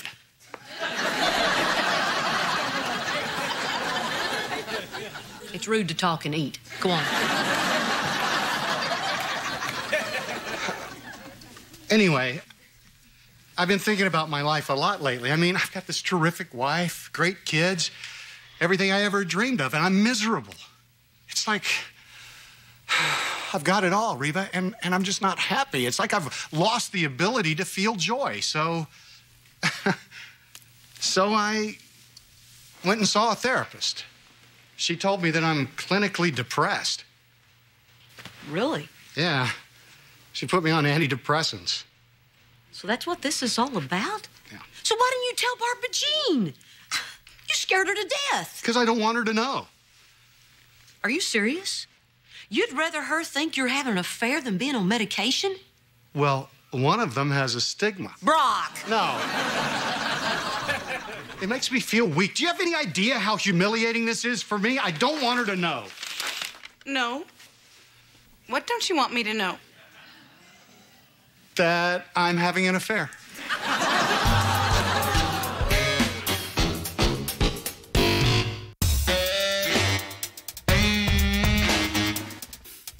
You're cheating on me? Oh, Brock, tell her the truth. I hate that sound. I'm seeing a therapist. Who is she? What's the tramp's name? I'm seeing her professionally. You're paying for it? Oh. Barbara Jean, he's not cheating on you. He's in therapy. Therapy? Why? Well, there are a lot of things that I've been burying deep for a long time that I needed to confront. You're gay.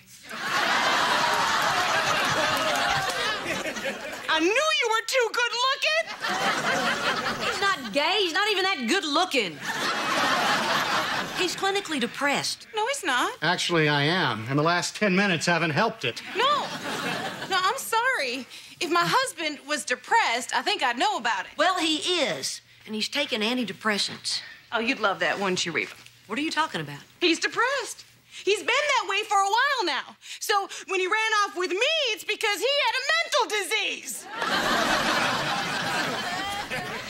That's not a mental disease. That's just bad taste. Oh, right. I think this is getting a little out of hand. Oh, how would you know, you pill popper? Hey, those pills make me feel better. Honey, you don't need happy pills. You only need me. I will make you happy. Barbara Jean, he needs your support right now. He needs to get a grip. You wanted to sell your dental practice, I didn't make a peep. You wanted to become a professional golfer, I went along. But I will not let you take pills that make you a different person. I will not let you say that our marriage was a mistake. Barbara Jean. No! And if you tell him any different, you are no longer welcome here. I don't ever want to see or talk to you again.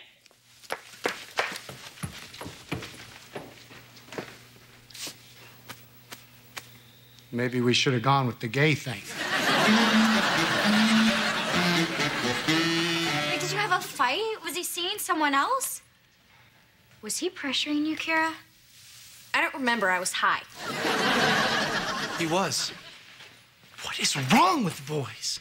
What happened to morals? You know what it is? You know what it is? MTV. You see, this is exactly why 14-year-olds should not date 17-year-olds. Why? Because you shouldn't get pregnant until you're 17? Well, I don't even recommend it then. And it's not like 14-year-old boys don't put on pressure, too. Yeah, but they're really bad at it. It doesn't matter how old anyone is. I'm not going to do something I'm not ready for. Believe me, I'm not going to make the same mistakes you did. Excuse me? Oh, come on, Cheyenne. Living with you two is like living in a public service announcement. Well, thank you very much. I'm proud to be the older sister you never want to be. You didn't have to have a baby to make me feel that way. You know, what was I thinking? I don't even know why I try and even be nice to you. Do you even have any feelings? Okay, can everybody please calm down and stop acting like girls? Now, Cheyenne, Kira is lashing out at you because her boyfriend just dumped her and she can't lash out at him. And Kira, Cheyenne has been through a lot, okay? And she doesn't have to have it repeatedly thrown back in her face. She's a teenage mother. Get over it! Now, both of you say something nice to each other.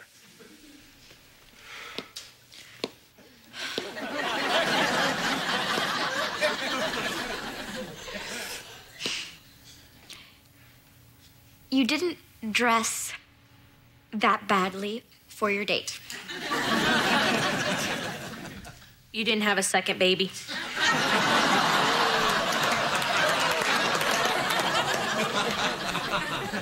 Nicer. Fine. Well, you used to be this superficial princess who only cared about how she looked and how popular she was. Now you worry about your husband and your baby and your little sister. Still look good, though, right?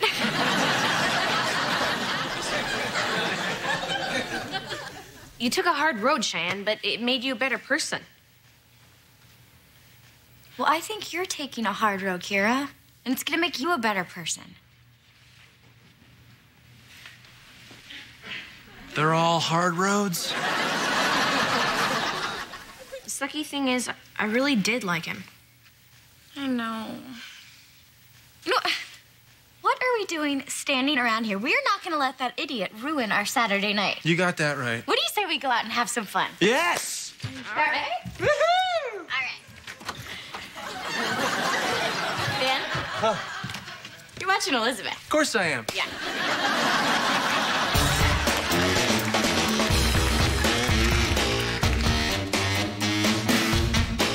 This is great, Mom. You never let me have cookies this late at night. Well, it's not the only special thing you get tonight. Look. What's this? This is deodorant. It's something you use when you get a little older and your body starts to mature. Is it because I smell? Yes. Yes, it is. Cool! Hey, guys. Listen, buddy, can I get a second with your mom? Okay, Dad. Guess what? I got my own deodorant. Great. Rub some of that on your feet. Listen, I want to thank you for your support earlier. It meant a lot. Yeah. You're flying high on your happy pills, aren't you? In fact, I'm thinking maybe I'm going to stop taking those antidepressants. What? Yeah, you know, it's like Barbara Jean says. I mean, everybody goes through tough times. You just have to learn how to deal with it. Besides, I'm not even sure I like my therapist. You know, everything I say to her, she says, "What are you, nuts?" You're stopping them because Barbara Jean wants you to. That's not the only reason.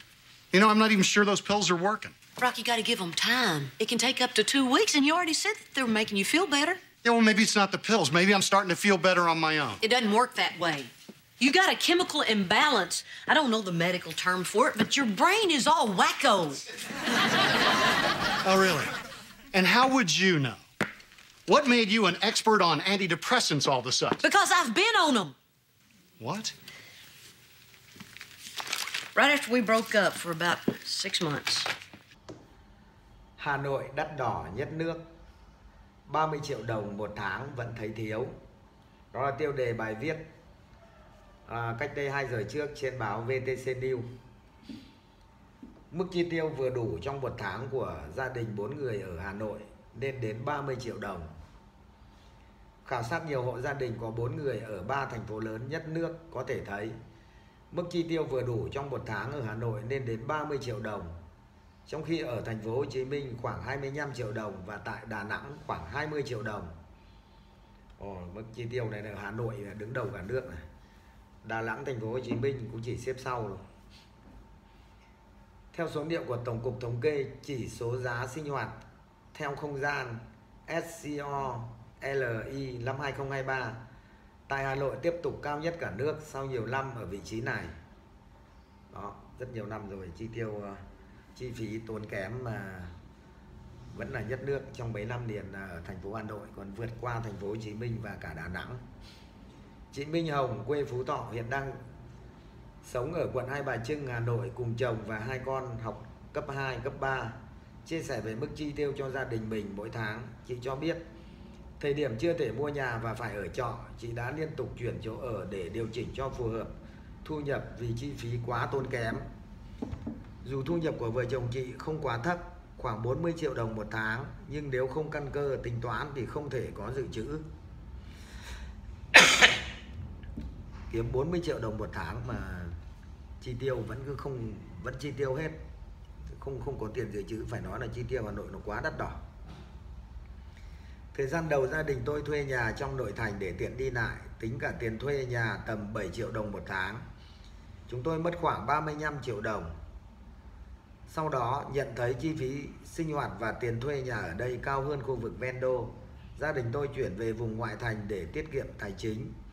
Từ đó mỗi tháng chúng tôi giảm được khoảng 5-7 triệu đồng. Bây giờ nhờ sự hỗ trợ của gia đình và vay ngân hàng, chúng tôi đã mua được nhà nên không mất tiền thuê nhà nữa. Nhưng tiền trả lãi ngân hàng và do vật giá leo thang, con cái càng lớn càng tốn kém cho chi phí học hành cũng như nhu cầu cá nhân. Nên mỗi tháng dù tìm mọi cách thắt chặt chi tiêu và tiết kiệm tối đa, chúng tôi vẫn tiêu tốn hết khoảng 32 triệu đồng. Chị Hồng khẳng định đây chỉ là mức chi cho những nhu cầu rất cơ bản. Mỗi ngày chị chi khoảng 250.000 đến 300.000 đồng cho ăn uống. Như vậy mỗi tháng mất khoảng 9 triệu đồng. Tiền điện nước khoảng 1,5 triệu đồng. Tiền xe, xăng xe, điện thoại, internet của cả hai vợ chồng và con. Của 2 con ít nhất cũng thêm khoảng 2 triệu đồng. Ngoài ra chi phí hai con đi học bao gồm học phí ở trường công, học thêm các bộ môn năng khiếu ngoại ngữ khoảng 10 triệu đồng. Hai vợ chồng còn phải dành khoảng 7 triệu đồng để trả tiền vay ngân hàng và khoảng 2,5 triệu đồng phòng cho những chi phí phát sinh hoặc những nhu cầu khác như may mặc, ngoại giao. Rồi. Kiếm được 40 triệu đồng hoặc trên 30 triệu đồng một tháng chi tiêu hết, đúng là không để dành dụm ra được. Cái gì cũng đắt đỏ, đúng là đắt đỏ nhất cả nước là thành phố Hà Nội. Well, why didn't you tell me? Oh, I don't know. Somehow I just felt we weren't that close. It's not easy to admit you need help, especially for men and me. But you can't fix the problem by just wishing it away. Yeah. That's what my therapist said. Look, if you don't think the pills are doing any good for you, then stop. But this is not just about your wife. It's about your kids and your friends and everybody else in your life. Oh,